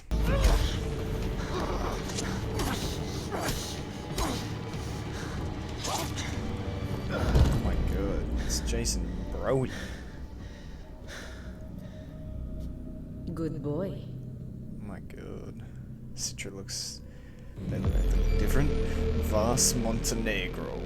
Insanity. And this leads us into the actual gameplay. Now, all these villain DLCs take place inside the mind of the villain. And for Vaas, I'm assuming it must take place not long after he has been stabbed and allegedly killed by Jason Brody. And so for each of these DLCs, I wouldn't say there's really a main story. It more kind of just gives background context on the villain for each game and just tells more of their story, as you can find out more about their past through memories. And our main goal is to escape their mind. And so all three of these DLCs are set up as a roguelike, as every time you die you have to restart at the beginning, but you are able to purchase multiple upgrades that carry across all playthroughs, so you can do better each time. And so at the beginning you are introduced to the mirror, where you can actually upgrade abilities for your character similar to a skill tree. And I was also introduced to the weapons locker, which is where you can buy weapons and also permanently upgrade weapons as well. And from there, I was ready to head out into the open world. And so, to escape Vaas's mind, I would have to collect all three pieces of the Silver Dragon Blade. And along the way, there is plenty of side quests you can do to actually upgrade yourself to make it easier to actually collect these Silver Dragon Blades. So then when you die, you are able to come back stronger the next time around. I also got my first look at the map, which is actually fairly small, and not long after that I also found my first chest, which always contains money and ammo, and this money can be used to actually upgrade your character. I then chose a random path to see where it would take me, and this led me to my first side activity, which were the armory challenges, which is how you unlock new weapons and their weapon cases. Once you have a weapon case, that is how you can purchase the weapon straight away after dying, and you can also upgrade the weapon cases, so when you purchase the weapon straight away, it is also better. Now for the actual challenge, all you have to do is kill a certain amount of enemies that come in waves, and because the bow is one of the weaker weapons in this game, then I only had to kill 8 enemies to unlock it. I was going to have to complete all of these weapon challenges, and also upgrade every single weapon case as well for this DLC to get a trophy. After completing that challenge, I was also introduced to a new item that enemies drop, which are called powers, and these kind of act like perks in other games, as they give you a passive buff as long as you're holding them. However, when you die, you do lose all the powers you have collected thus far. But you can permanently upgrade Vaas so that he can hold more powers for each run. And honestly, I thought this was pretty worth it, as later on I would find out that powers can be really, really good. If you're lucky enough to get the correct ones, you can become super OP, and it makes completing the harder difficulty runs a lot easier. As this leads me to the next type of side activities, which are trials, which are tough challenges that offer really good rewards. These trials will teleport you to a separate arena where you not only have to dodge environmental dangers, but also kill a bunch of enemies, of course. And these are really tough, as I ended up getting my first death on one of these. And that means I would have to restart all the way back at the beginning, but I would keep all my permanent upgrades such as the trait upgrades, weapon case upgrades, and power upgrades. This run I decided to do some more exploring, and I ended up finding a different trial. And once again, this one was pretty tough, but this time around I was actually able to win. And this brings me back to the reward for completing a trial, which is the fact that you gain access to a power called Still Standing, which essentially gives you an extra life as it will save you from dying. Kinda like a Totem of Undying from Minecraft. Continuing to explore, I found another type of side activities, which are the safe houses. And for these, all you have to do is kill a couple of enemies and you unlock the safe house. And essentially, these safe houses mean instead of traveling all the way back to the building at the start of the run, you can just head to a nearby safe house, which allows you to save and quit your game, along with purchasing permanent upgrades from the mirror and gun locker. I also found my first memory link door, which are essentially just teleportation devices that allow you to travel from one side of the map to the other really quickly. Following that, I then started heading towards my first Dragon Blade piece, which is where you see majority of the flashback memories. And I of course would have to find all of these visions for a trophy. Anyway, continuing on with the mission, collecting all the Dragon Blade pieces are definitely the hardest missions, each with a different challenge. And for example, this first one I did was a boss fight against Citra. And when I say boss fight, I mean like a legit boss fight, as there are multiple stages for Citra as she moves through different arenas, constantly sending out more enemies as well. And being such a long boss fight, it was actually fairly stressful the whole time, but to be honest, I got it done fairly easily with only a pistol, and her final stage when she turns into an animal is quite easy. And for defeating her, I also got another 1-up power, which you can stack multiple of them by the way, or sell it for cash like I did here. And of course, my first piece of the Silver Dragon Blade. Afterwards, we get another vision, and not gonna lie, this DLC gets pretty weird with the relationship between Vaas and Citra, considering they're siblings, but I'm not gonna go into too much detail, as you can find that out for yourself. Anyway, I then went back to doing some more exploration so I could continue to upgrade Vaas, and this is where I came across the first mind puzzle location, which are another type of place where you can see more visions, and it gives you more backstory on the main villain and some of the side characters as well. They're almost like little side stories with some puzzles. Anyway, during this first one at Dr. Earnhardt's house, I was trying to figure out how to solve the puzzle, and I accidentally ended up drowning. And so of course that meant I had to restart my run, which also meant I lost the first Dragon Blade piece I'd collected, and I would have to do that Citra boss fight all over again. So for this run, the first thing I decided to do was I was going to go for the trophy for discovering every single location in Vaas's mind. Now, I didn't actually have to complete every location, I just had to discover them, but I decided I would give each location an attempt, especially the weapon cases one, as I still had to unlock every weapon. Which of course meant that I did die a few times, but I still had discovered the location, as your map does save your progress. In total, there were 20 locations to discover. This included 8 armory challenges, 3 trials, 3 safe houses, 2 mind puzzles, the compounds that we started at, and of course the 3 Dragon Blade pieces locations. And after I discovered all of those, the trophy was mine. Hey, this is your brain. Discover every location in Vaas's mind. And to go hand in hand with this trophy, as I knew where every location was, I could now head back and complete the weapon challenges that I had yet to complete, as doing so would get me a trophy for unlocking all weapons. So in the end, all I had to do was unlock the grenade launcher, which is definitely the hardest weapon challenge out of all of them, as you have to kill 22 enemies. But now that I had unlocked majority of the other weapons, this made it a lot easier, and the trophy was soon mine.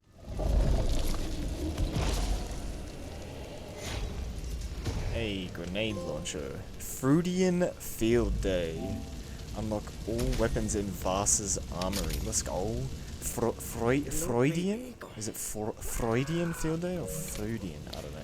Following that, I decided to start going for all of the visions, so I completed the mind puzzles, and then the rest of the visions I would have to get by collecting the other silver dragon blade pieces. So I headed to the volcano to collect that piece of the blade. And honestly, this mission wasn't as hard as the Citra boss fight, as I had to search the Medusa for 4 radio tapes whilst taking out enemies along the way, and then at the end there is kind of a mini boss fight against multiple Jason Brodies, but these are pretty much just tougher enemies. And so once I had completed those steps, the blade piece was mine. After that, I then headed to the next blade piece location, but as I was gliding down, I accidentally pulled my parachute too late and went flying down into the abyss below, causing me to die, meaning I did have to restart once again. At this point though, I had some pretty good upgrades and my weapons were also starting to get stronger, so I was able to pretty much head straight to the next dragon blade piece anyway. And this third and final one was at the prison camp.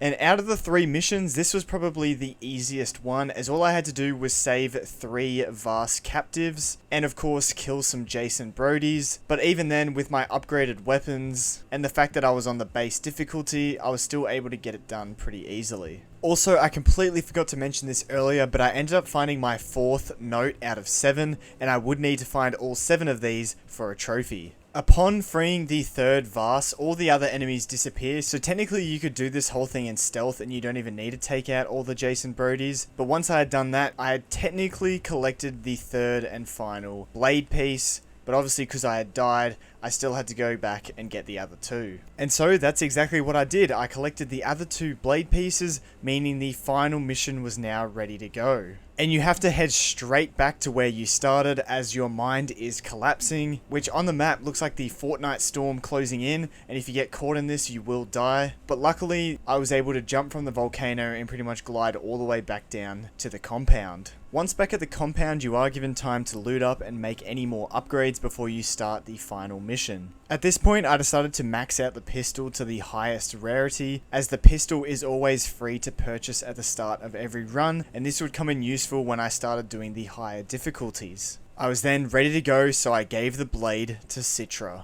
This causes us to have a vision where she tells us that she ain't done with us yet and wants to see us fight one more time, and this ended up being the final vision I needed for the trophy. Hey, so much for poetics. Collect all the visions in Vaas's mind. Oh, so that was obviously the last vision, okay. And this leads us into the final mission to escape Vaas's mind for good, which is essentially just waves of enemies.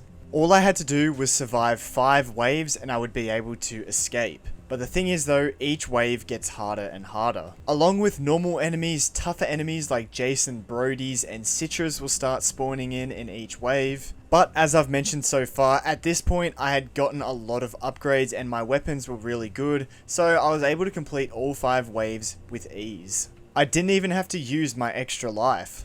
As soon as the 5th wave was done, the door opened for my escape, or I could have stayed and kept fighting, as I think it goes up to 20 waves, but you know me, I just wanted to get out of there and get my trophy.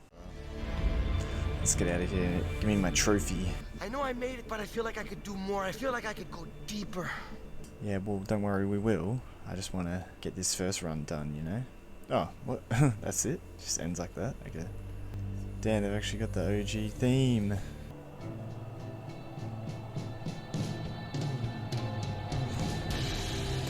Alright, let's skip. And trophy time? Maybe? No. I won. Escape Vaas's mind. Let's go. Of course though, I still had a few more trophies to get, so instead I continued on and headed straight back into Vaas's mind.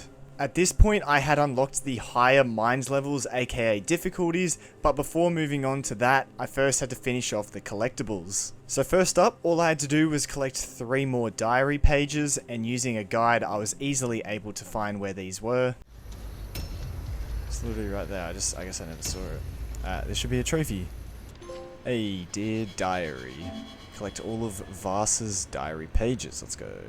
I then moved on to the final type of collectible, which were the Vaas chibis, which I hadn't found a single one in my run yet, so I had to find all 10 of them. And the reason I hadn't found any of them is because I didn't really know what I was looking for, and they don't appear as easily as the visions and diary pages do, as they are quite small and are in hidden locations. They do make noise when you get close to one, in the form of the villain talking in a high-pitched voice and saying some of the iconic lines.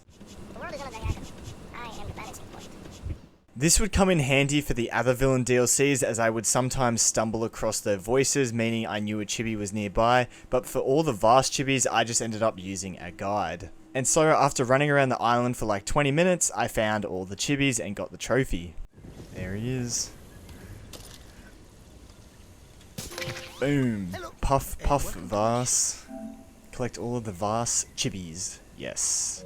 Now that I had all of the collectibles, I headed to a nearby safe house so I could save and quit, as this meant I could back out and change the mines level to mines level 5. And can I just say, thank God you unlock mine level 5 after beating each DLC on mine level 1, because if you had to complete each difficulty to unlock the next one, that would have taken forever. And so this meant I could jump straight away into mines level 5. Not only was I trying to beat this DLC on mine level 5, but I was also going for 2 other trophies, one of them being for carrying 8,000 cash at one time, and the other one for completing a run with a score of 25,000 or more. And according to the guide, I would get both of these trophies for completing a mines level 5 run, as you earn heaps of score and heaps of cash, as long as I didn't spend the cash straight away and actually saved up 8,000. I was also using this run to start saving up cash so I could actually upgrade every weapon case as well. So I headed off to the first Dragon Blade piece location, and I decided to head to the prison camp first, as all I had to do was free all the Vaas's and the blade piece was mine, so not too bad. I then headed to the volcano next, and I tried to stay in stealth for as long as I could to disable all the radios. Eventually I did get spotted, and I was going to have to take out all the Jason Brodies anyway, and unfortunately this is where I faced my first death, as of course mine level 5 is a lot harder than what I was used to. So I tried again, but of course I died again. I then knew I had to try something different, so instead I loaded up into mines level 2. The reason I did this is so I could build up some cash to unlock some better upgrades, and I also decided to complete some more trials so I could unlock extra lives as powers, as when you save and quit, you can start up a higher difficulty whilst retaining all your powers and weapons that you had in the previous run. And so whilst I was grinding out cash, I of course ended up getting the trophy for carrying 8,000 cash at one time. Get off me. Oh, there we go. The 1% carry at least 8,000 cash at one time. As I mentioned earlier, I then headed to a safe house so I could upgrade Vaas more, and then I was able to save and quit and start up a new mines level 5 run. And straight away, I'd already lost my extra life. Despite that though, I was still able to get the first blade piece really easily. I of course then headed to the volcano, and despite not having an extra life, I was still able to just hold on, as with the upgrades, and I was also a little bit more careful, I was able to take down all the Jason Brodies and get the second blade piece. Before the Citra boss fight, I decided that I was going to do a trial to get an extra life just in case, and I even did a second one for good measure. And luckily I did, because I ended up wasting a life on some random enemies around the map on the way to the final blade piece. Even though I lost that life, I decided to continue on with the Citra boss fight anyway, as I had some really good powers at this point, and also a really good LMG. And I'm telling you right now, powers can make or break your run, so these are very important and help you a lot, and the LMG is also probably the best weapon in all these DLCs. Unfortunately though, everything started to go wrong as I lost my extra life, and then got surrounded by enemies and died. Oh, it's embarrassing.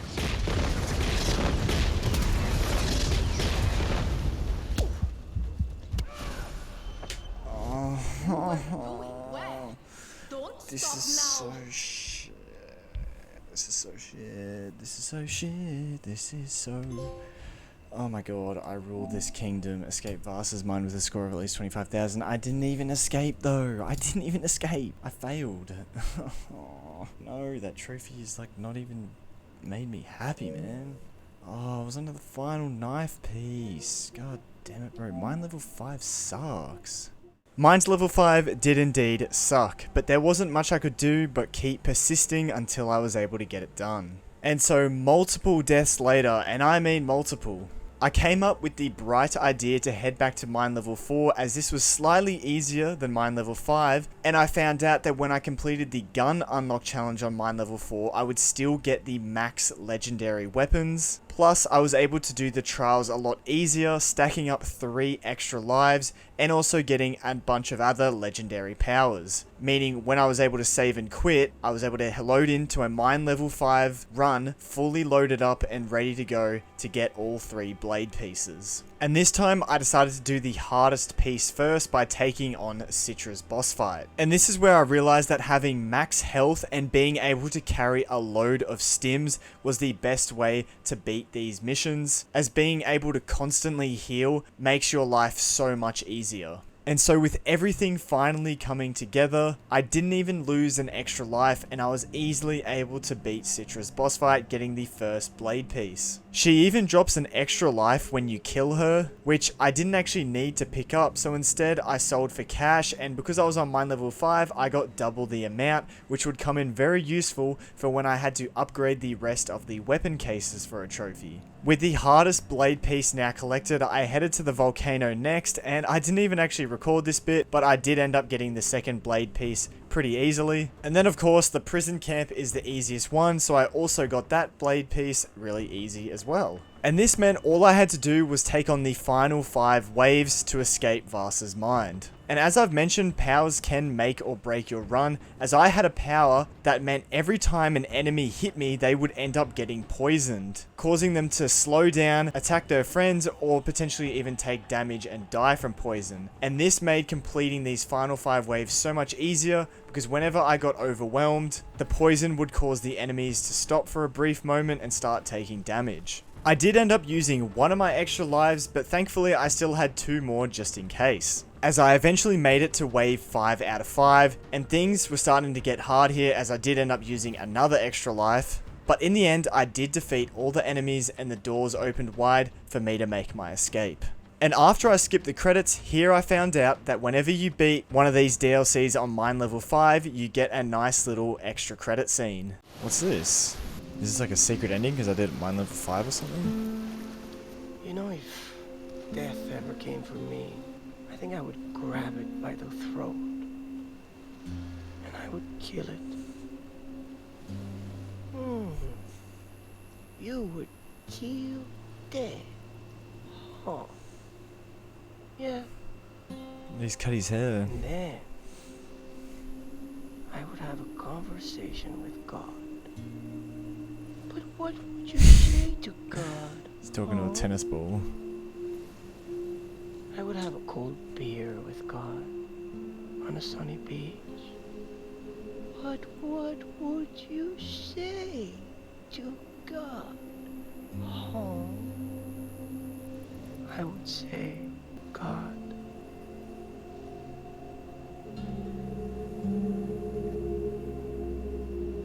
lean back. You're blocking the sunlight.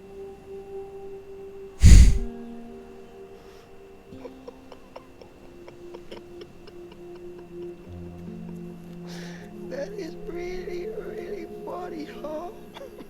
Damn, bro's lost his mind. I love you, little buddy. He's got blood on him.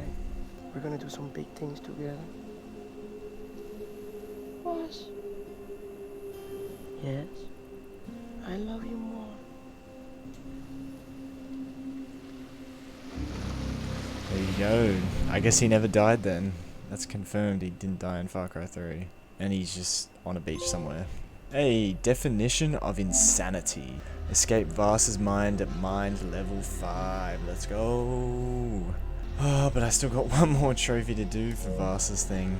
So yeah, that end credit scene was actually pretty cool, and I'm assuming that they will be bringing back Vaas for potentially the next Far Cry game. For now though, I still had to get the final trophy by maxing out all the weapon cases, and I was actually pretty far along, so I hopped back into mine level 5, as of course, at this difficulty you get double the amount of cash. And the best way to grind cash was to do the trials so then I could sell the extra lives and then also complete the main blade piece quest lines, as this also gives you a lot of cash as well. And so after completing 3 of the trials and 2 of the blade piece quests, I now had enough cash to buy the rest of the upgrades and get the trophy. Actually, I might even be I should be able to do it actually.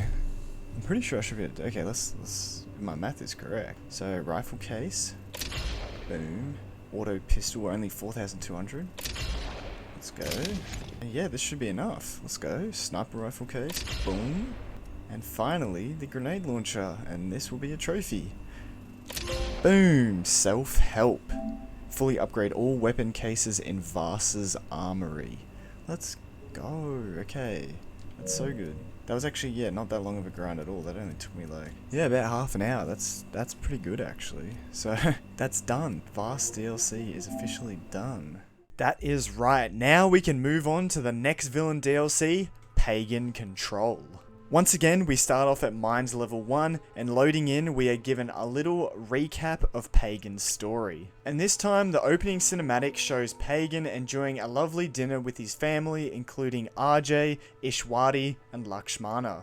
But the happiness doesn't last long, as Pagan's evil side appears, shooting Lakshmana, and then pointing the gun at us and shooting. And once again, this DLC starts off the exact same as the Vaas one, as we are introduced to the mirror and the weapons locker. And spoiler alert, all 3 of these DLCs are pretty much the exact same, just with a different environment and different characters. But the actual roguelike elements stay the exact same across all 3 DLCs. Along with that, to make things even easier, all the trophies are pretty much the exact same across all 3 DLCs, except one trophy does change. Instead of maxing out the weapon locker, all we have to do is max out Pagan's power slots, which is a lot easier and cheaper than maxing out every weapon. And once again, our main goal is to escape Pagan's mind, and this time instead of collecting blade pieces, we're collecting pieces of Pagan's mask. And then once again, once we have all pieces, we can head to a palace in order to escape Pagan's mind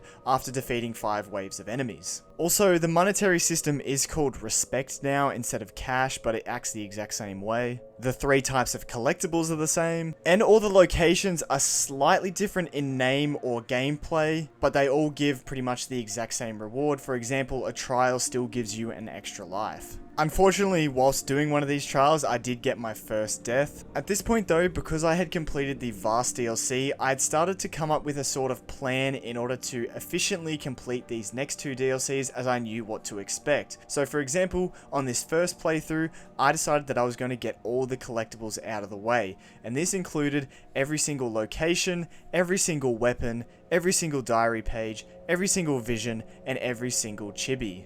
So it wasn't too big of a deal if I died, as all of these things still save, but I still wanted to make sure that I was progressing by upgrading Pagan and also getting some good weapons and powers. So I was quite annoyed when directly after reaching a safe house, I tried to catch a zipline down to continue my exploration, and the game had a massive glitch.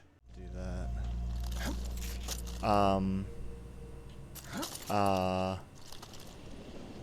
Excuse me? What the heck?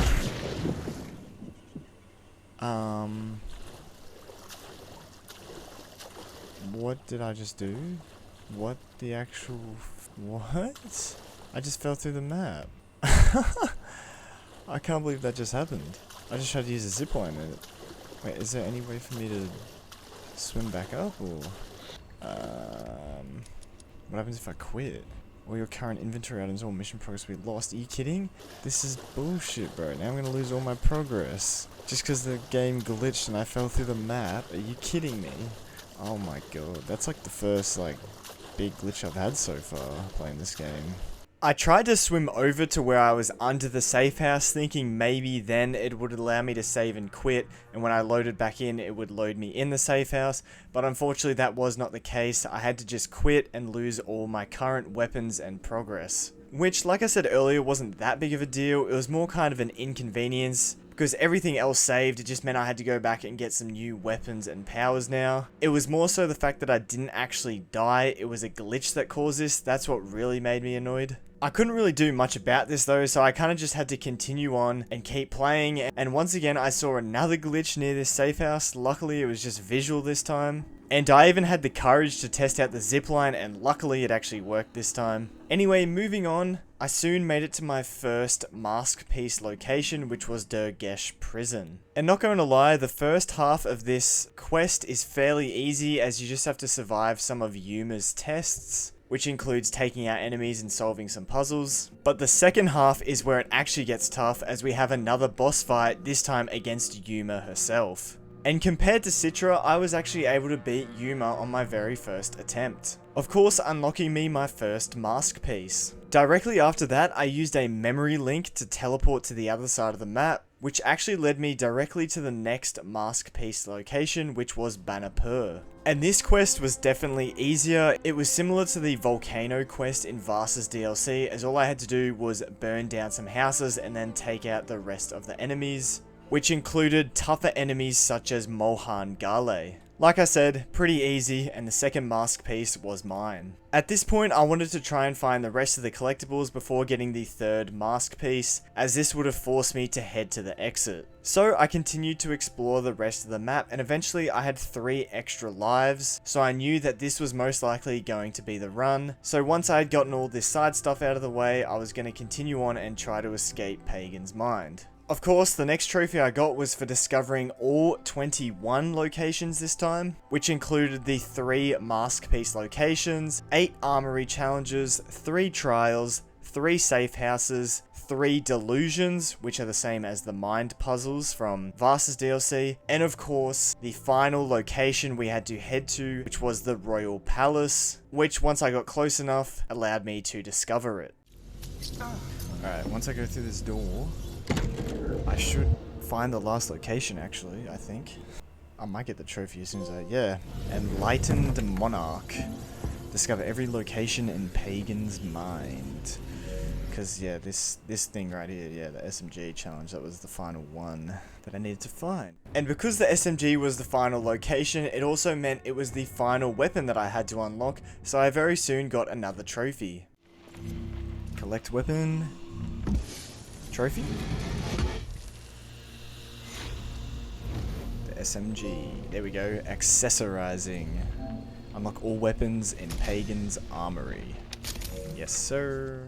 I then moved on to the actual collectibles, which included the visions, which was a bit weird in Pagan's DLC, as there is a delusion you can do that allows you to choose from 4 statues, and each statue puts you into a different scenario, which has their own visions. But once the delusion has been complete, you can't go back and do a different one until you try a new run. So on my first run, I had actually done Lakshmana's visions, and now I had chosen Pagan to get his visions as well. The other 2 statues I would have to do later on in my next runs. So even though visions were off the board for now, I could still collect all the diary pages and chibis, and that is exactly what I did. Along the way though, I actually got a different trophy, which was for, of course, maxing out the powers and equipping 8 at one time. If I equip, this should give me a trophy for unlocking this. Min-maxed. Yes, let's go, min-max. Gotta min-max shit, you know? Have 8 power equipped at one time. Let's go. Continuing on, I got the chibi trophy. As you can see, there's old mate just chilling on the rope. And this will be a trophy. A vanity project. Collect all of the pagan chibis. Let's go. As you can see, 10 out of 10 collected. Following that, I then headed to the third mask piece location, Jalandu Temple, as here I would find the second last diary page, and the last diary page was at the final location, which I had to unlock by finding all mask pieces, so I continued to get the third mask piece, and this is probably the easiest mask piece out of the three, as it's similar to the prison camp from Vaas' DLC, as you don't actually have to kill any enemies, all you have to do is stop the 3 Marnie wheels. You do have to kill a Mohan Gale, but again, this wasn't hard. Then you have to enter the temple to find Lakshmana, where you do have to fight your way through some enemies, but again, not hard. Once you reach Lakshmana, and after a vision, you are rewarded the mask piece. And so now that I had all mask pieces, I had to head to the royal palace before the storm closed in. Once I arrived at the palace, I was now able to open the doors and enter inside. And inside is where I was able to find the final diary page, getting me the trophy. Okay, yeah, as you can see, this will be a trophy. Early drafts. Collect all of Pagan's diary pages. Nice. Now I had one last chance to upgrade anything before the final 5 waves. And I didn't realize until later on, but I had to wait for this entire vision to finish before I could sit down for it to count as a vision in my collectible list, so I would actually have to come back for that vision later on. For now though, the 5 waves started, and there's not really much to explain here. It's the exact same as the Vaas DLCs. Each wave gets slightly harder, but again on this first difficulty it wasn't too bad. And in no time, I was ready to escape Pagan's mind for good.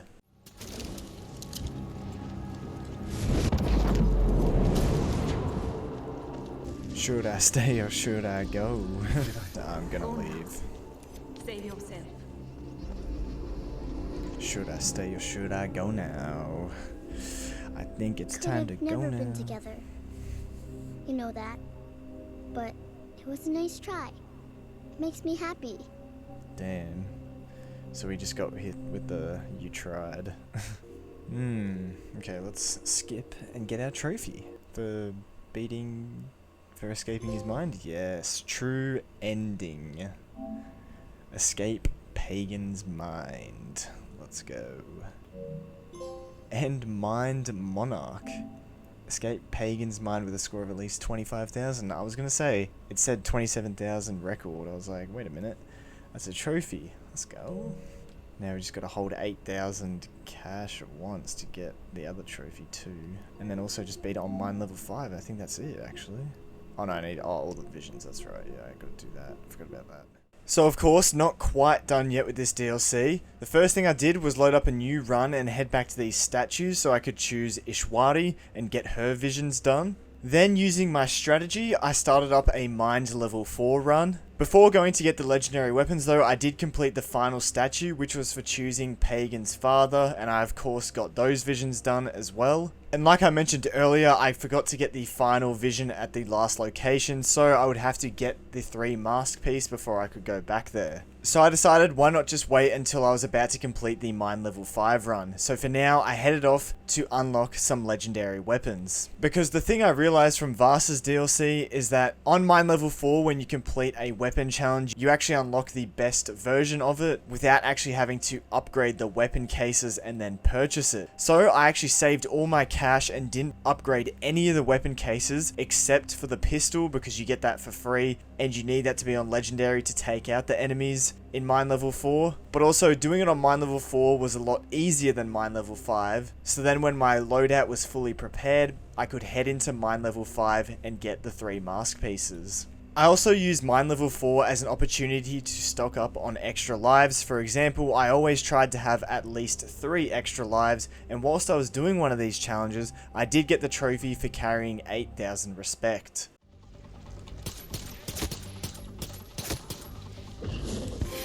Hey, there we go. Pocket money. Carry at least 8,000 respect at once. Also, killing a lot of these enemies on Mind level 4 rewarded me with some really good powers, and once I had all 3 extra lives, I decided to start up the Mind level 5 run. And so I headed to the Yuma boss fight mask piece first, as I knew this would be the hardest one, and of course I did lose an extra life pretty much straight away. But surprisingly, during the actual boss fight, I actually did really well and managed to defeat Yuma without losing any more lives. and the first mask piece was mine. And for defeating Yuma, I ended up getting an extra life back anyway, so it didn't really matter that I had lost one. I then headed to Banapur next, as it was pretty convenient to get to by using the nearby portal.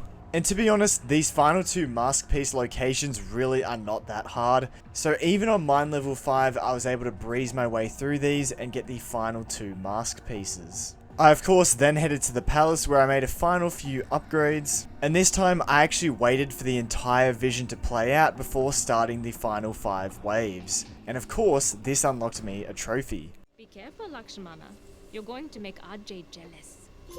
Hey, there we are. Radio is more my thing. Collect all of the visions in Pagan's mind.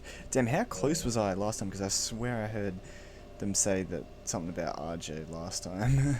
So I must have been really close to getting that vision, but I clicked it too early, I guess. There you go though, all the visions done. And now all I had to do was actually just escape his mind. And I can't lie, the first wave I got off to a pretty bad start, already using one of my extra lives. To be honest though, this just made me lock in more and take each gunfight as careful as I could, as I didn't want to choke now that I had made it so far. So without losing any more lives, I was able to defeat wave 5 and escape Pagan's mind on mine level 5. And just like the Vaas DLC, after the credits they do have a secret ending, however this time there is no cutscene, it's purely just voiceover over a black screen, but it still was fairly interesting. I just have one last thing to mention. You don't think I really sunk all this country's money into gold statues, do you? Don't be stupid. No, I was starting to get a little tired of America meddling in my personal affairs without consequence.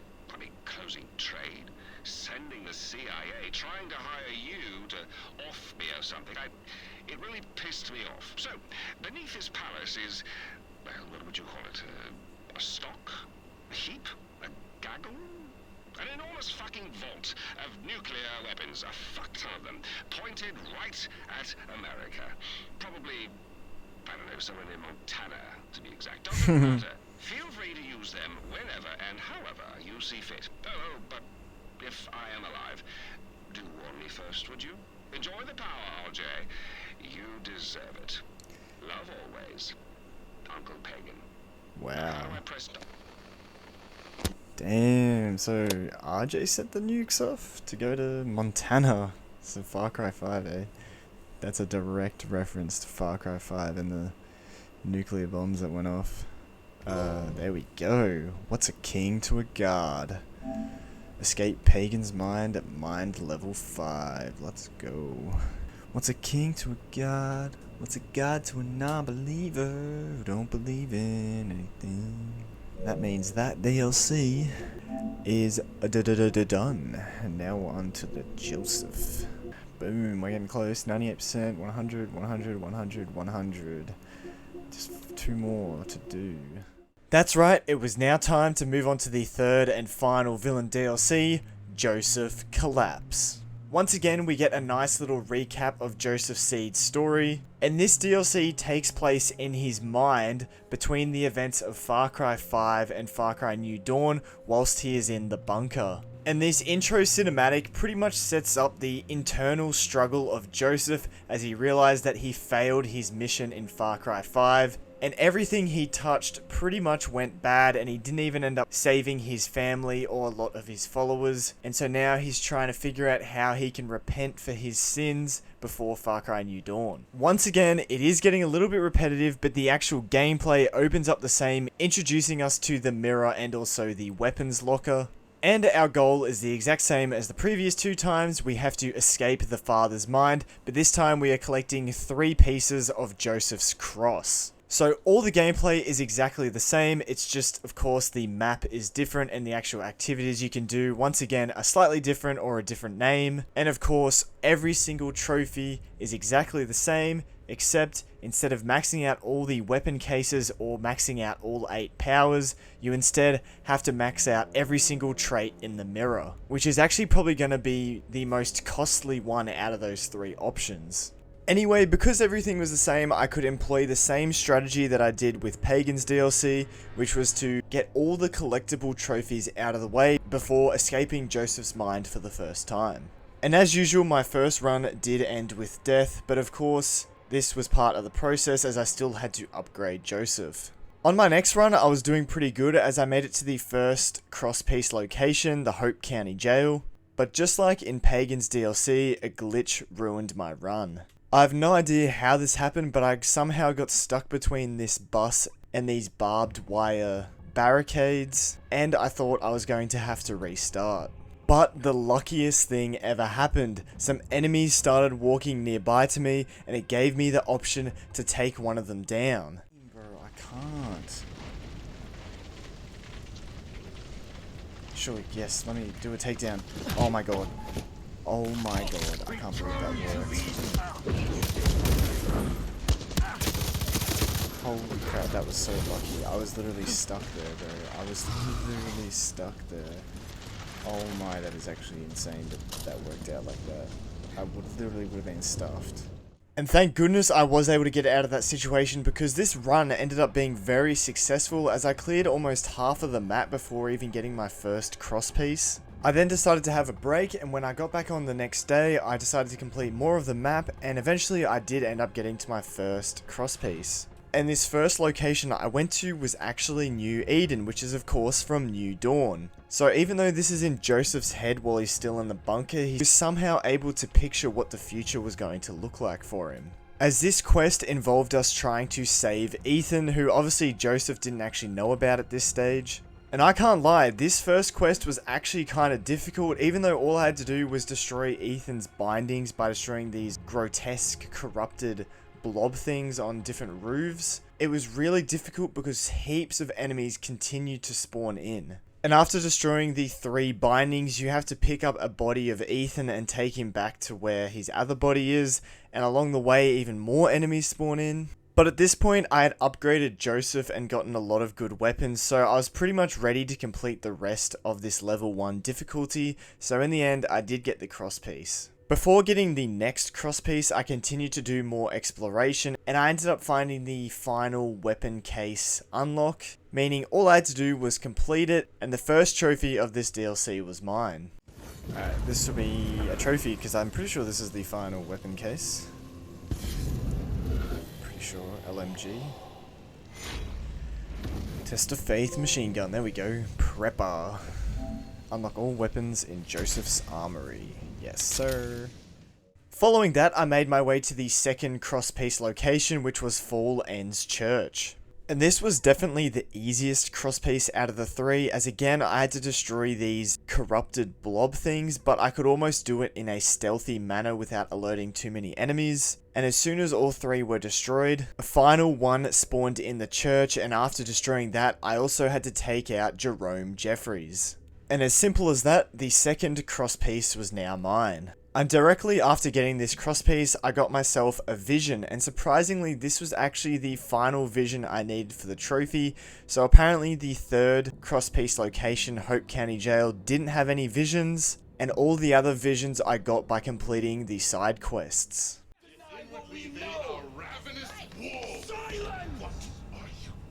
These people did not come searching for brothers and sisters. They came searching for a father. The father. They have him. Hey, parables. Collect all of the visions in Joseph's mind. I am the father. Damn, so he like took over from Jerome. I didn't realize that. Makes sense though. And literally only a few minutes after getting that trophy, all I had to do was discover the 20th and final location to get another one. This is what lives inside of me. Cliffside Safe House, there we go. Pilgrimage. Discover every location in Joseph's mind. Yeah, all 20, I think? I've just realized whilst editing that it's actually 21 because of the starter location, but close enough. So now, before claiming the third and final cross piece, I decided to get all the collectibles out of the way, and the first one I got was for collecting all of Joseph's chibis.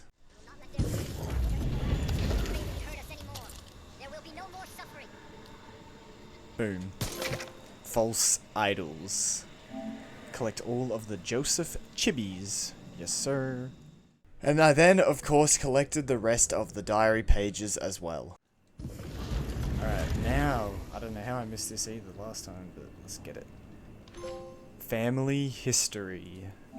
Collect all of Joseph's diary pages. Once again, for the final time in these DLCs, that is all the collectible trophies done. Yes, that is all of them. Let's go. And so now I was ready to move on to get the third and final crosspiece so I could escape Joseph's mind. And this final crosspiece was still hard, but I still reckon the New Eden one was harder, even though in this one we actually had a boss fight. But to get to the boss fight, I first had to take out enemies in order to save both Jacob and John. But whilst I was doing this first fight, I ended up getting the trophy for carrying at least 8,000 penance. Hey, non-profit. Carry at least 8,000 penance at one time. I wasn't even going for that. I completely forgot about that trophy, actually. I mean, I'll take it. Anyway, continuing on, I saved both Jacob and John, but then when we get to Faith, she ends up being the boss fight of this DLC. And this boss fight is actually very similar to her one in Far Cry 5, and as long as you're dodging her projectiles, this boss fight really isn't that hard. Eventually, she starts to move around the prison, but after chasing her down, she's pretty easy to take out, and finally, the third crosspiece was mine.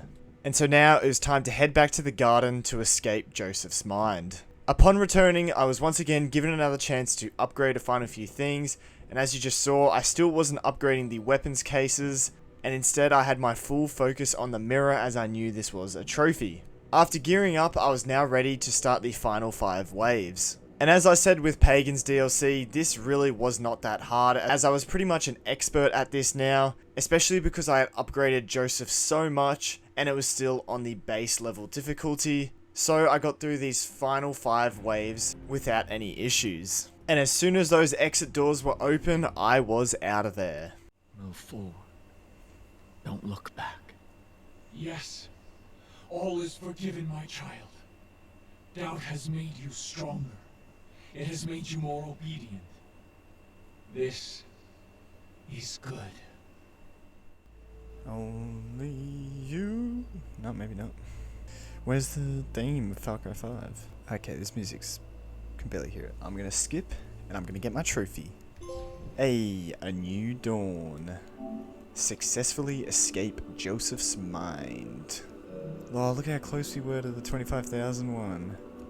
Damn, I thought I might have got that one as well, but I guess not. And so now that was over, it was time to go back in and beat it all again on mine level 5. And just like Pagan's DLC, I decided to use the strategy of starting on mine level 4 to get a full legendary weapon loadout and to get some extra lives as well. And then once I was ready, I saved and quit so I could start up the mine to level 5 run. And things started off really well as I completed the Faith Seed boss fight without losing any extra lives, and so I claimed my first crosspiece. But as I alluded to earlier, the New Eden crosspiece ended up being the really difficult one as I lost 2 extra lives really quickly back to back. I did still end up getting the second crosspiece, and I decided to head to a nearby trial to get back one of those extra lives. But this ended up being a terrible idea because these trials are a lot harder than the trials in both Vaas and Pagan's DLC, as it's almost a mini boss fight against one of Joseph's siblings while a bunch of other enemies spawn in, and of course I ended up losing my last extra life anyway. And before long I was overwhelmed by all the enemies and died.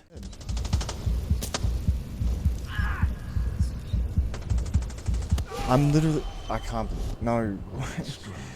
Oh no. I should never have done this. No. For a while? No, I was doing so well. Oh my god, that was so bad. Why did I do that? Now I'm gonna have to go back to mine level 4 to friggin... Oh shit, I should have just gone for the next objective. I shouldn't have even done the extra life thing. Fuck, I have to do all that again, bro. I don't want to do that again. Fuck. Honestly, I don't know what I was thinking. I should have just gone and got the third and final crosspiece because that is the easiest mission out of all the 3 anyway, and I'm sure I would have been able to do the 5 waves if I was careful. But I suffered at this decision, so I had to go back and play through Mines level 4 again to get my legendary loadout and also get the 3 extra lives again. Now, I didn't actually record any of this because I didn't want to waste any more storage on my computer, but getting the full legendary gun loadout and also completing the 3 lives probably took about an hour, and then I also went back and got the 2 cross pieces on mine level 5 as well, and this time I actually did manage to do it without losing an extra life. And so in total, after 2 hours of time wasting because I died earlier, I finally got back to where I was, and of course I did manage to get this 3rd cross piece without any troubles at all. Except maybe I did lose 1 extra life. But it's all good because the 3rd cross piece was mine and I could now take on the final 5 waves to complete mine level 5. And so I made sure to take each wave very carefully just to be sure, as I didn't want to have to restart now as I had made it so far. And in the end I was so locked in I didn't use any more of my extra lives, and finally the 5 waves were complete, meaning for the final time mine level 5 was done. No, I just want to get my trophy. Get me out of here. Go, go, go. I want to see what the secret ending is. Hey, okay, skip. What's this cutscene gonna be? Just another radio message. Wow, okay. So I just couldn't be bothered animating? Sorry. Yeah, unfortunately the secret ending was just another recorded message, and this was probably the least interesting out of the 3, as it just kind of gives more backstory on how Joseph came to be, as we find out about the day that his wife got into a crash and unfortunately passed away. He keeps ringing me. I can't come to the phone right now. I'm busy growing our little sprout. So leave me a message. God bless. Hey baby, it's me.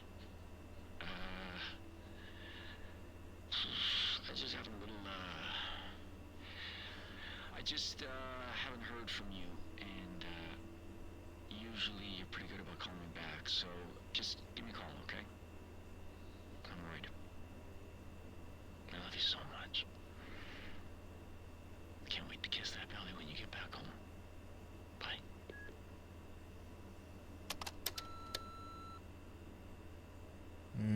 So she never answered? Because I think she died in an accident or something. That's what... yeah. Okay, there you go. Walk in the path. Escape Joseph's mind at mines level 5. Well, I guess that just shows you how much of a normal I guess he was kind of normal before he went crazy. Bad circumstances turned him into the guy he was. It's kind of funny though that the Vaas one had a full animated cutscene showing Vaas still alive, and then the Pagan and Joseph one were just radio messages. They're not even cutscenes or anything. Far Cry 4 one was kind of cool because it said about the nukes in Montana, but that one was just, I guess, showing how sad Joseph's backstory is. Walking the path, we take those. Oh, and Crusader, of course. Escape Joseph's mind with a score of at least 25,000. I forgot I hadn't got that one yet. And obviously I smashed that, getting 53,000 as my record. And now we move on to the final trophy of the Joseph DLC, which is of course for maxing out all of his traits in the mirror. And at this point I was actually pretty close because I had done so many different playthroughs and earned so much penance, so I actually only had 2 more upgrades left to do, so all I had to do was grind out a couple more missions and the trophy was mine. Alright, let's get it. Increase health greatly. Heavenly Father. Unlock all of Joseph's traits in the mirror. Yeah, there we go. Done. So now if I look at trophies, yep, now it's just lost between worlds. Vaas Insanity, Pagan Control, and Joseph Collapse. All 100%. Now I just gotta do Lost Between Worlds, and then I feel like it's probably been a week since I did the last Insurgency, so I should be able to get the platinum. So I'm pretty much just gotta do Lost Between Worlds and I'm done. Hopefully this ain't as hard as the Inside the Mind DLCs. That is right, we can now move on to the final DLC, Lost Between Worlds, and thankfully you can actually choose the difficulty on this one, so I just chose the normal default difficulty, so it wouldn't be too hard. And so this DLC starts back off with us playing as Danny Rojas once again, who's just chilling on a beach drinking a beer. And then out of nowhere a meteor crash lands in the jungle nearby. And so of course the smart thing to do is to go and investigate it. And this is when some sort of alien orb floats out of the crater and seems to be very unstable, so for some reason Danny decides to shoot a bullet at it. And this causes the orb to shatter and then re-emerge, causing an explosion. And then when Danny wakes up, we find out that we are in some sort of other world where everything is fractured, and we meet our companion for this DLC, Faye.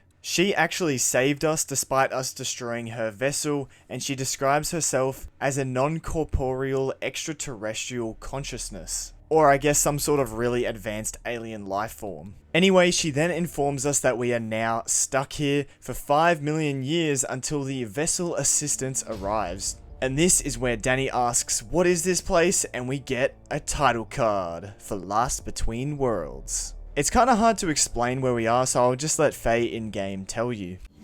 You're trapped in an encasement created by the vessel's containment protocol to protect itself and the rifts from the outside world. Right. The rifts. Simulations of planetary phenomena. Oh, forget it. You wouldn't understand.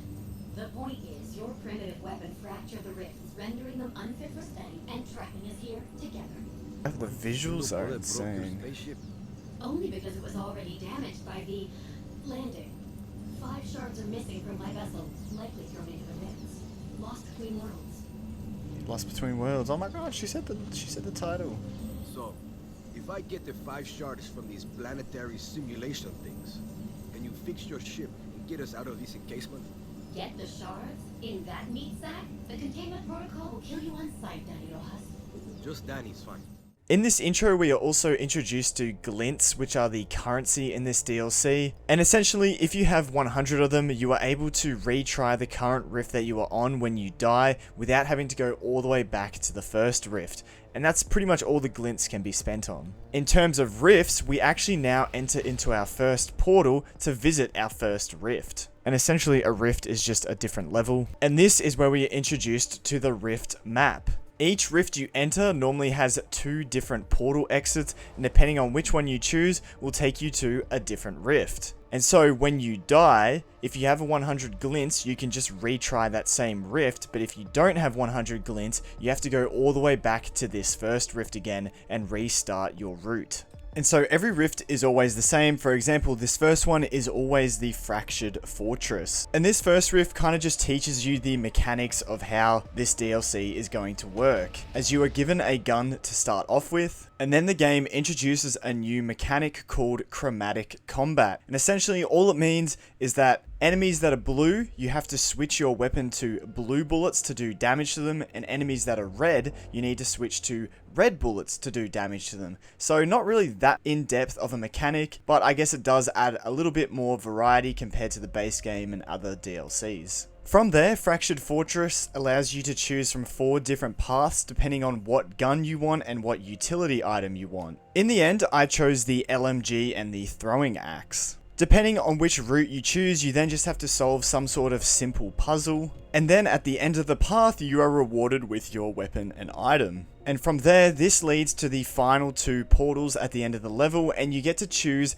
which path you want to take. At this point in the DLC, it really didn't matter which portal I chose, as I obviously hadn't explored any of the other rifts yet, so I decided to just go with the orange one. And doing so actually got me my first trophy. Refracted Yada. Enter the portal and complete Fractured Fortress. Okay, first trophy, let's go. Toxic Wasteland. That's right, following that trophy and taking the orange portal led me to the next rift, which was called Toxic Wasteland. And this is where I learnt that each rift has its own unique characteristics. For example, in Toxic Wasteland, not only was there toxic waste, but there was also invisible enemies that appeared once you got close to them.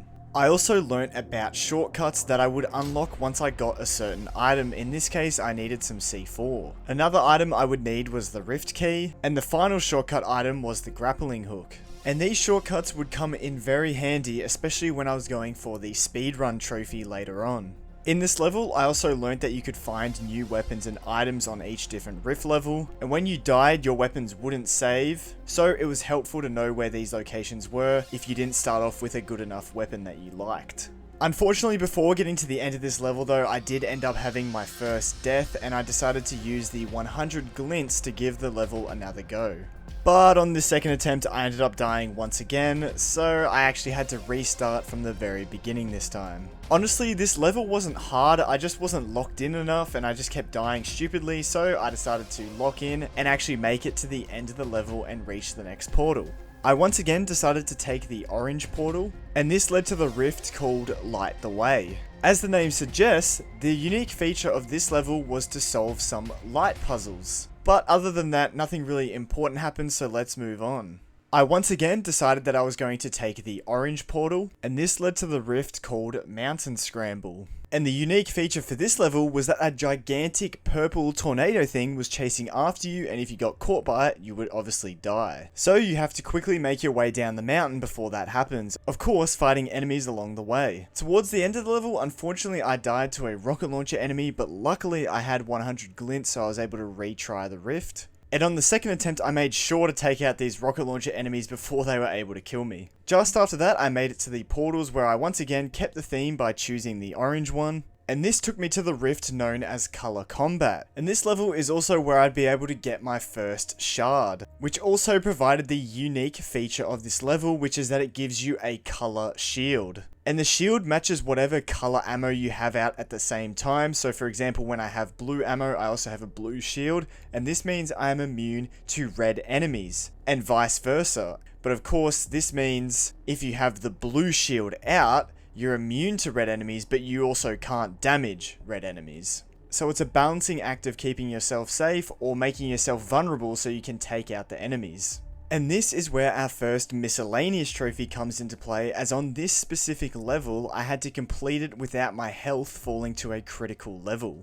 And this is where the shield comes in clutch, as you can use this to your advantage to protect yourself from the opposite coloured enemies. However, when the game is throwing both colours at you, it can get quite hard, and this was probably the closest I got to a critical level. Because towards the end of the level, I primarily just made sure to have my shield up. For example, here I had blue on to make sure these red enemies couldn't hit me. And then if any blue enemies showed up, I made sure to kill them as soon as I could. But there seemed to be a lot of red enemies, so I was pretty much... There was a tiny little scare at the end as I was making my way up these containers, as a blue enemy started to hit me quite a bit, but luckily that didn't count as critical health. And in the end, I was able to take the portal home, getting my first shard and also the trophy. Yay, Crystal Crusader.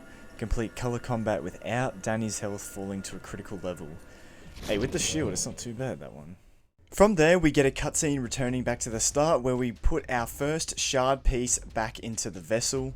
Each time we get a shard, one of these cutscenes play, and pretty much their purpose is to show that Faye is learning about the Earth experience, as in this one she actually turns into a pig, and this allows Danny and Faye to become closer friends and start working better together to escape this rifted world. And with each shard we collect, Faye also gives us a new upgrade in the form of a piece of armor. And in this case, I got the Transcending Helm. And this helm had some really good perks. For example, it allowed me to breathe underwater for longer and also protect me from different kinds of damage. And so now it was time to return back to the Fractured Fortress and head for the second shard. And using the Rift map, I was able to plan out my route. So I once again was going to take the orange portal into Toxic Wasteland, but from there I would take the purple one to discover a new Rift level on my way to the second shard. On my way to the first shard, I'd also unlocked the Fractal Bomb, so I was now able to use this to open up shortcuts. Or in this case, unlock new and improved weapons. I unfortunately died again though on this level as I was trying to rush my way through, but luckily I had the 100 glints to retry. The second time I actually made it to the end of the level, and like I said, I chose the purple portal this time. And this led me to sunken Esperanza. And once again, this level actually had a miscellaneous trophy tied to it for swimming to a depth of 185 meters. So as you can probably guess from that, the unique feature in this level is that we get to go swimming. Unfortunately, there is no new water combat or anything like that. Instead, you just have to make sure that you are heading to these air pockets, replenishing your breath so you don't drown. But now that I had that Transcending Helm, this level was actually really easy as I was able to hold my breath for a lot longer. Now, towards the beginning of the level, there is this big, massive open space, and I thought swimming to the bottom of this would unlock me the trophy, but for some reason it wasn't working. So I sat there scratching my head for a bit until I finally folded and decided to look at a video guide, and I realized I was in the complete wrong area. I first had to make my way above water by heading towards the middle of the level, and here I actually used a fractal bomb which opened up a shortcut to an early purple portal. But of course I didn't use the portal as I hadn't got the trophy yet, but in this same room I also unlocked the rift key, meaning another shortcut was now open to me. And this other type of shortcut actually brought me to the orange portal early on in the level as well, but of course I still hadn't got the trophy, so I continued on normally. And so after searching for a while, I finally found where the next bit of water was, and I was able to swim down to the bottom. And eventually this once again leads outside to a massive open area, and all I had to do was continue to swim down until the trophy was mine. Yay, there we go. Yaren National Scuba Team. Swim to a depth of 185 meters in sunken Esperanza. Following that, I just had to swim my way back up, and I was pretty much at the end of the level where I decided to take the orange portal, which led to the rift called Deadly Decision. And in this level, there are 3 different exits, and you have to use notes around the area to figure out which one is the correct one, or else you will die. So this one was a bit of a puzzle, but honestly it wasn't too hard. For example, this note said there had to be a smoke signal at the exit, and of course 2 of the exits had smoke, and so I had to find another note that narrowed it down further, which said that there should be a broken down vehicle nearby. So then all I had to do was head to the area with the smoke signal and also the broken down car, and that was the door that I chose. And luckily I was right, it was simple as that, and now I got to choose either the purple portal or orange portal. I decided to choose the orange one once again, and this led me to the Rift Blackout Cave.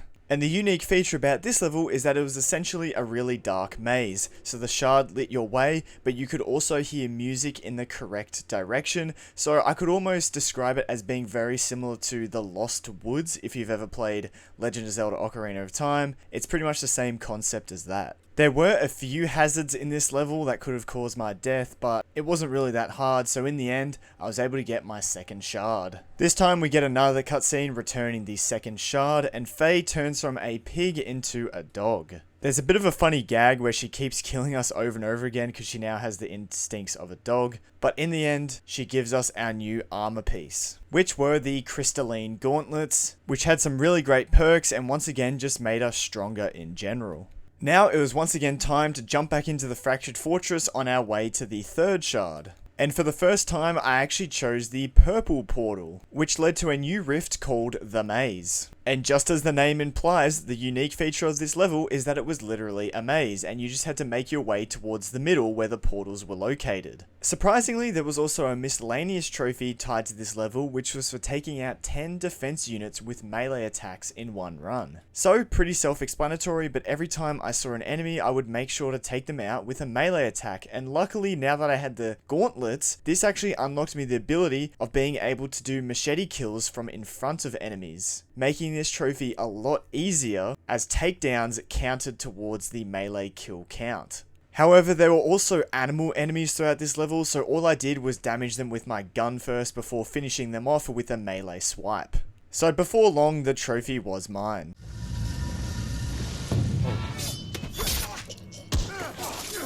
Hey, there we go. Mighty Minotaur. Take out 10 defense units with melee attacks in one run of the maze. Moving on, when I made it to the end of the level, I decided to take the purple portal once again, and this led to the rift called Storm Runner. And the unique feature of this level is that lightning continuously strikes for about 20 seconds, and you have to try and time your runs in between safe areas so you don't get killed by the lightning. Other than that, nothing really important happened in this level, so let's just skip to the end, where I once again chose the purple portal, which led to the rift called Target Practice. And in this level, I had to use multiple different mortars in order to take out the walls that were blocking the exit towards the portals. Once again, there's your usual enemies trying to stop this, and this actually finally allowed me to finish off a different trophy. I forgot to mention earlier, but there is actually a trophy for taking out 25 enemies using gadgets. Now, gadgets are obviously your throwables, like for example throwing knives or grenades, and I had been trying to get this trophy throughout the DLC so far, but sometimes you didn't always end up with really good gadgets depending on which weapons you were able to get at the start or throughout your run. But during this run, I'd actually been able to get some throwing knives, which were definitely one of the better gadgets to kill enemies with, as it was a one-tap weapon. And it also allowed you to pick them back up and continue to stay in stealth. And in the end, that is why I was able to get this trophy finally done now. Hey, there we go. Into the void, take out 25 defense units with gadgets. Oh my god, get inside. Oh my god. Okay, I was going for that. Don't worry, I've been using my different gadgets and finally got that one. Let's go. Throwing knife's probably actually one of the better ones, to be honest. Anyway, moving on, at the end of the level, I once again chose the purple portal, and this led to the Rift Dying Shard, where I was able to get my third shard. And the unique feature of this level is actually very similar to the special operations in the base game, as the shard pretty much acts like PG-240X, as because the shard is dying, after a while it will explode, so you have to head to these recharge points in order to recharge it. So, you know, instead of cooling down the PG-240X to stop it from exploding, you're recharging the shard to stop it from exploding. Comparing it to the special operations though, this definitely wasn't as hard as those. However, it is when you die in stupid ways by just jumping off the edge, for example. Luckily, at this point, I had built up heaps of glint, so I was easily able to restart the rift with no worries, but it was still annoying that I died here, because I was also going for a trophy for completing 5 consecutive rifts without using glints to respawn. So unfortunately, this reset back to 0, meaning I'd have to restart that trophy, but in good news, I was able to get the rift done, claiming the third shard for real. So we then of course return the third shard back into the vessel, and this time Faye transforms into a human. And so Faye starts feeling human emotions like guilt, because she reveals that even if we collect all 5 shards, we might not get out of here alive. But Danny is of course determined to keep on going to escape, so Faye rewards us with another armor piece, which are the kinetic silencers, and we are also given the final shortcut tool, the grappling hook. Before heading back in to get the 4th shard, I took a look at the rift map and I found out I only had one more rift to discover other than the last 2 shards. So I planned my path out and made my way through Fractured Fortress, the Maze, Sunken Esperanza, which is where I was able to use the shortcut to access the purple portal and make my way through to the undiscovered rift, which turned out to be Death by Darkness. And essentially in this level, I had to keep the sun up without letting night fall, and the way to do this was simply by killing enemies quickly, which worked out perfectly as there was a trophy tied to this level for taking out 20 enemies in one run. So I went full John Wick mode, taking out every single enemy in my path. And just as I was making my way to the end of the level, the trophy was mine. Hey, there we go. Sun Striker, take out 20 defense units in one run of Death by Darkness. That was pretty easy, to be honest. That was literally only a couple of minutes after that, I was at the end of the level, about to make my way through the portal when I unfortunately died. Like I mentioned earlier, I still had plenty of glints, but this meant I also had to restart that trophy once again. So I had to make my way through the level all over again, and this time I actually made it to the portal, and of course headed through the purple portal, which led me to the Rift, Commandante Faye, and the 4th shard. Now the unique feature for this level was actually really cool, as there were certain sections where a bunch of enemies spawned in and time would actually stop and we would take control of Faye instead of Danny. And using Faye, I was able to place down a certain number of explosive mines, meaning you had to be tactical where you place them in order to try and take out all the enemies before we took back control of Danny. And this tied directly into the trophy related to this level, as I had to blow up 30 enemies as Faye using these mines. So the hope was when I returned to Danny, all the enemies would blow up from the mines, because I placed them in strategic areas. But unfortunately, I wasn't always good at this, so I had to finish off quite a few enemies using Danny himself. But for the most part, I did get quite a few kills using these mines. Unfortunately though, before the end of the level, I didn't actually get enough kills to get that trophy, but luckily, it didn't have to be all in one run, so I would just have to come back to this rift later on to get the trophy. And so with that, I returned the 4th shard back to the vessel, meaning I only had to collect one more. Faye also turns from a human back to her normal self, giving us another form of upgrade in armor, and she decides that she's going to help us get this 5th shard to get out of here together.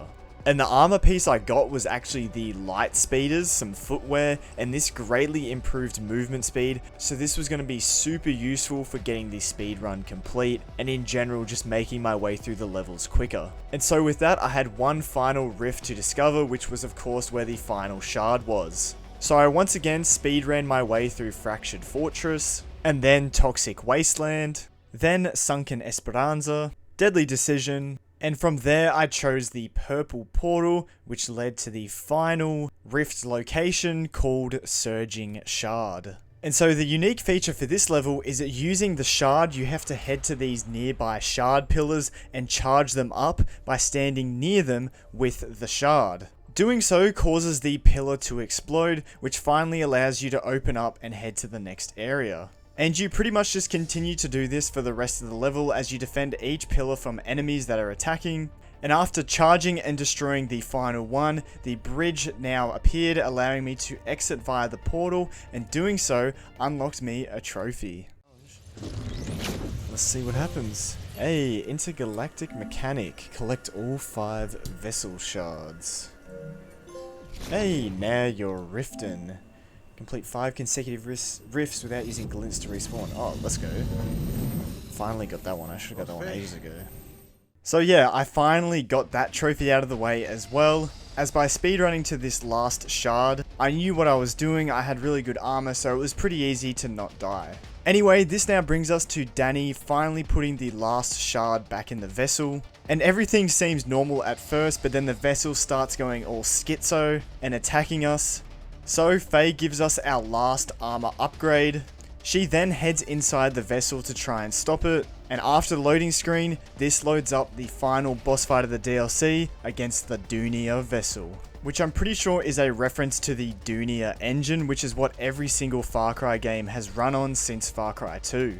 Anyway, this is kind of your typical video game boss fight as the boss throws lasers at you and also spawns in a bunch of enemies. And then in order to do damage to the boss, you have to hit its weak points. And to be honest, there were actually quite a few stages where I got down to really low health and I thought I was going to die. But for the most part, especially with the help of the really good armor, I was able to get this boss fight done on my very first attempt.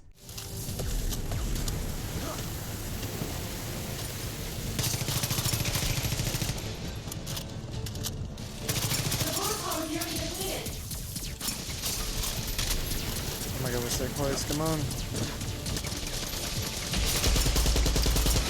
Yay, back home. Escaped the encasement with Faye's help. Oh my god, we did it. What is going on? How's this gonna end?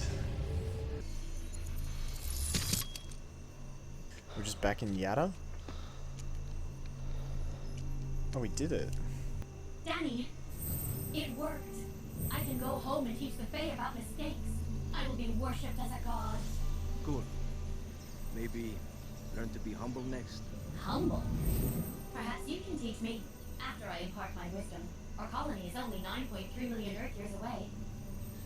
Don't think I could stick around that long, my friend. Oh, then I'll teach the Fae about you. About how you kept going even though you made mistakes. All the time. Perhaps they'll worship you like a god. It would be nice for a change.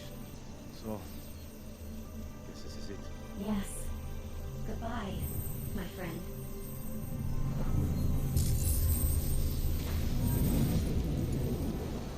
Goodbye, Faye. That was a really fun DLC, I actually like that.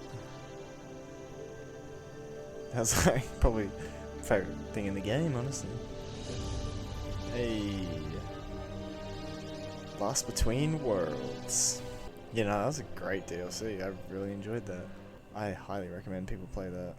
So yeah, I actually had a really good time with this DLC. I've seen a lot of people give this DLC hate, but to me it was a nice, short and sweet experience that didn't really have any downsides. Just the fact that each level is fairly short but also so varied and has different unique features, that alone makes it pretty fun and worth it in my opinion, but there probably isn't that much replayability as I probably wouldn't play it again now that I've already played through it once. At the end of the credits, there was also a really nice note from the Far Cry devs thanking all the Far Cry fans that played Far Cry 6 and its DLCs. Damn, this is like cool because it's my last Far Cry game too, you know? What a way to end it on a thank you note. That's cool. They obviously did that because it was the last DLC.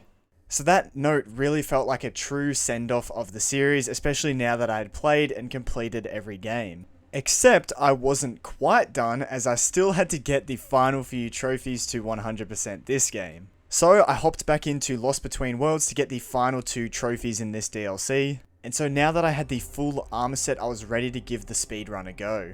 Originally, I thought the speedrun was to get all 5 shards in under 15 minutes, which I thought was going to be impossible, but it turns out when it says 1 run, it just means heading from Fractured Fortress all the way to collecting at least 1 of the shards. Originally, I was just going to work out a path myself and see if I could do it as quick as I could, as I was pretty confident in completing all the levels, but in the end I just ended up using the guide which had a specific path that you should take in order to get under the 15 minutes, so I decided to follow that. And so the order ended up being The Maze, Storm Runner, Death by Darkness, and then finally Surging Shard.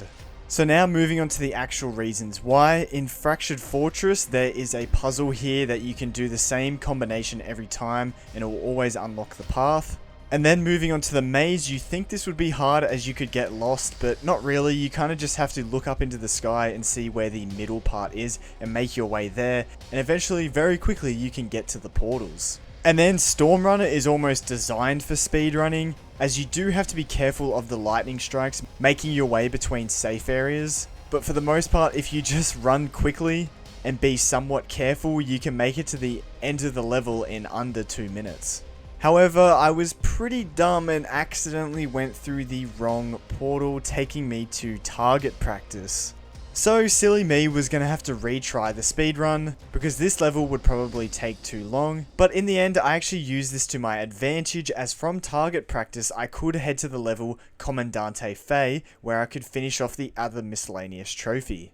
And to my surprise, in the very first encounter of the level where you play as Faye, I placed down the explosive mines and ended up getting the trophy straight away, so I must have been really close to getting the 30 kills on my previous run.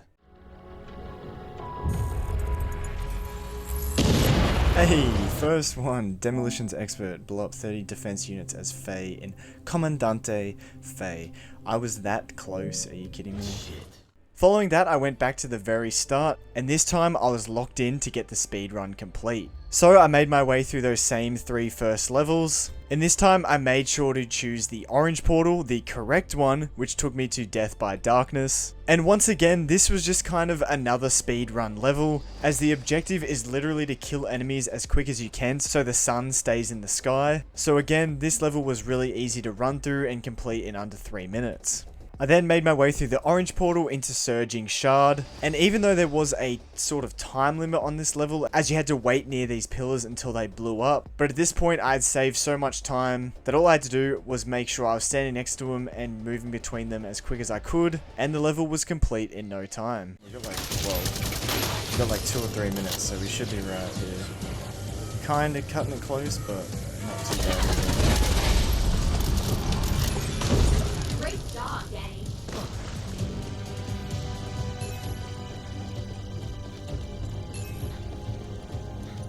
Wait, shit, how do we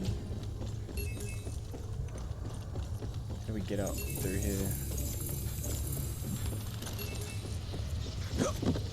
Come on, this has to be it.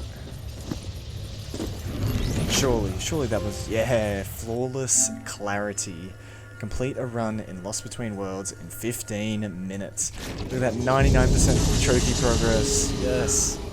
And with that, the Lost Between Worlds DLC had been fully complete, and that meant I had also gotten every single DLC trophy in Far Cry 6 as well, so now all I had to do was return to the base game to get the platinum, and 100%. So from there, I loaded back up into the main campaign, and I started unlocking all of the gear I had unlocked throughout all the different DLCs, which looking back on it would have been very useful, especially when going for all the different special operations. Especially the Lost Between Worlds gear set, as that was just kind of overpowered. But anyway, it turned out that I still had to wait 17 hours for the next Insurgent leader to appear, so I'd actually completed all the DLCs in under a week. So I loaded back up the next day and the new insurgency had started. Meaning all I had to do now was complete all the insurgency objectives, find the leader, take him out, and the platinum was mine. So that's what I spent the next half an hour to an hour doing, and at this point it really was not hard, it was just kind of an annoyance having to do all this before I could get the platinum. But eventually I did unlock the location of the leader and I made my way there. And for the last time in this game, I got to clear out an F&D base, and I decided to do it all in stealth rather than just using the OP wallhack weapon. Oh, is that him? I think that was the leader. I think this was the leader. Yeah, it was. Hey, buddy. Wait, we've already killed... Wait, we killed that insurgent leader. Shouldn't that be the trophy? I guess we probably have to take out the base first. Hello? Here we go. This should be it. This should be the platinum. As soon as I do this...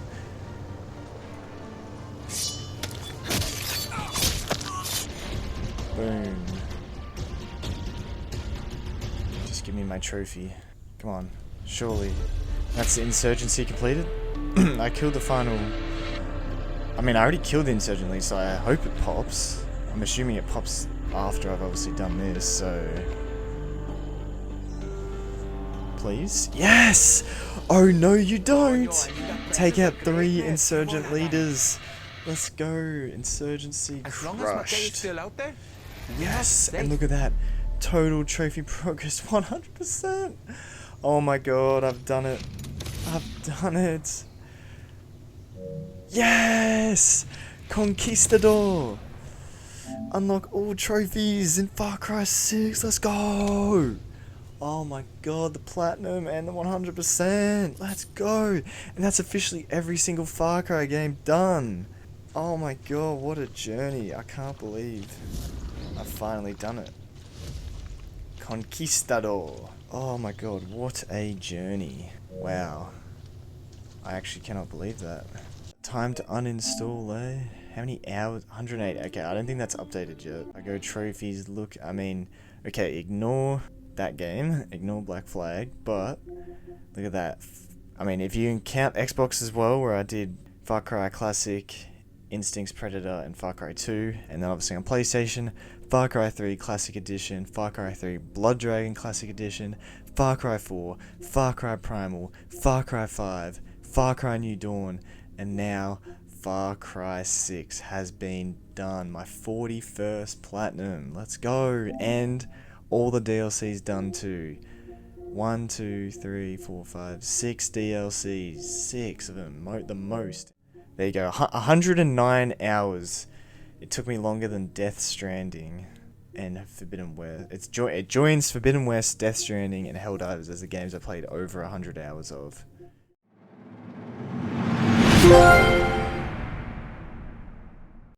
And so with that, Far Cry 6 is officially 100% complete, and the entire Far Cry franchise is also 100% complete. Overall, I'd say Far Cry 6 is a fairly good experience. Directly after playing the main story, I was actually fairly happy with the game, and I enjoyed my time with it, but I did watch a couple of reviews afterwards, and they made some pretty good points, and I guess compared to the rest of the Far Cry series, it definitely has lost its soul a little bit. Now, I'm not saying the game is bad or that I've been influenced by these reviews, but then breaking down the story a little bit more, I could see that compared to the rest of the series, it definitely was lacking, and they almost played it too safe.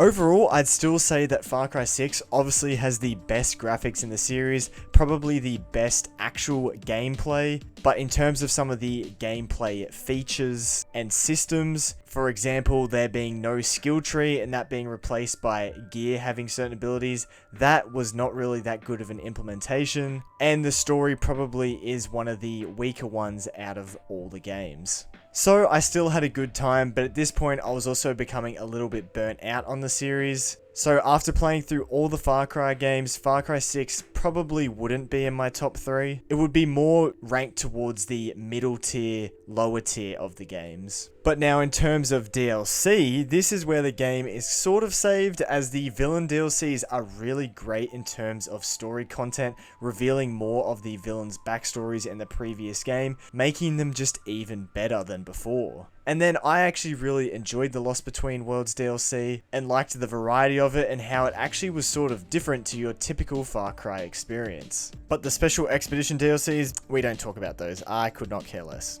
So I can honestly say that I probably would recommend the Platinum, as it's not too bad, but in terms of the 100%, probably not. But I would still recommend that you check out the Villain DLCs and the Lost Between World DLC.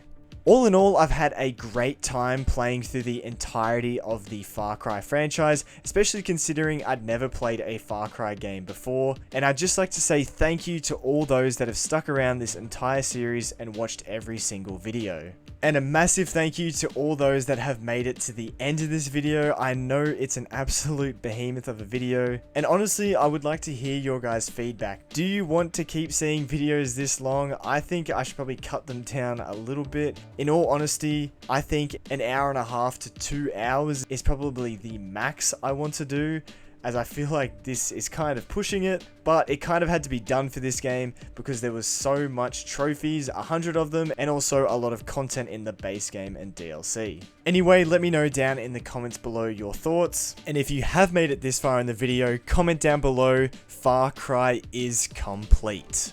And while you're down there, if you haven't already, make sure you hit that like and subscribe button and hit the notification bell as well so you don't miss any of my videos. And finally, I'd like to say a massive thank you to all the new people that joined up as members in the last few weeks. I greatly appreciate you all, as you are the first members of the channel, so thank you. And a special shout out to my first ultra rare member, Shagita456. Thank you. Anyway, for the last time, thank you all, and I'll see you in the next video, which will be Astrobot. See you all then. I can hear the demons call when they do what they do, and now I feel like taking off, find a place with a view. The pain is never gonna stop if it's controlling you. I know that time can heal it all, I just gotta get through. I just gotta get through. I just gotta get through.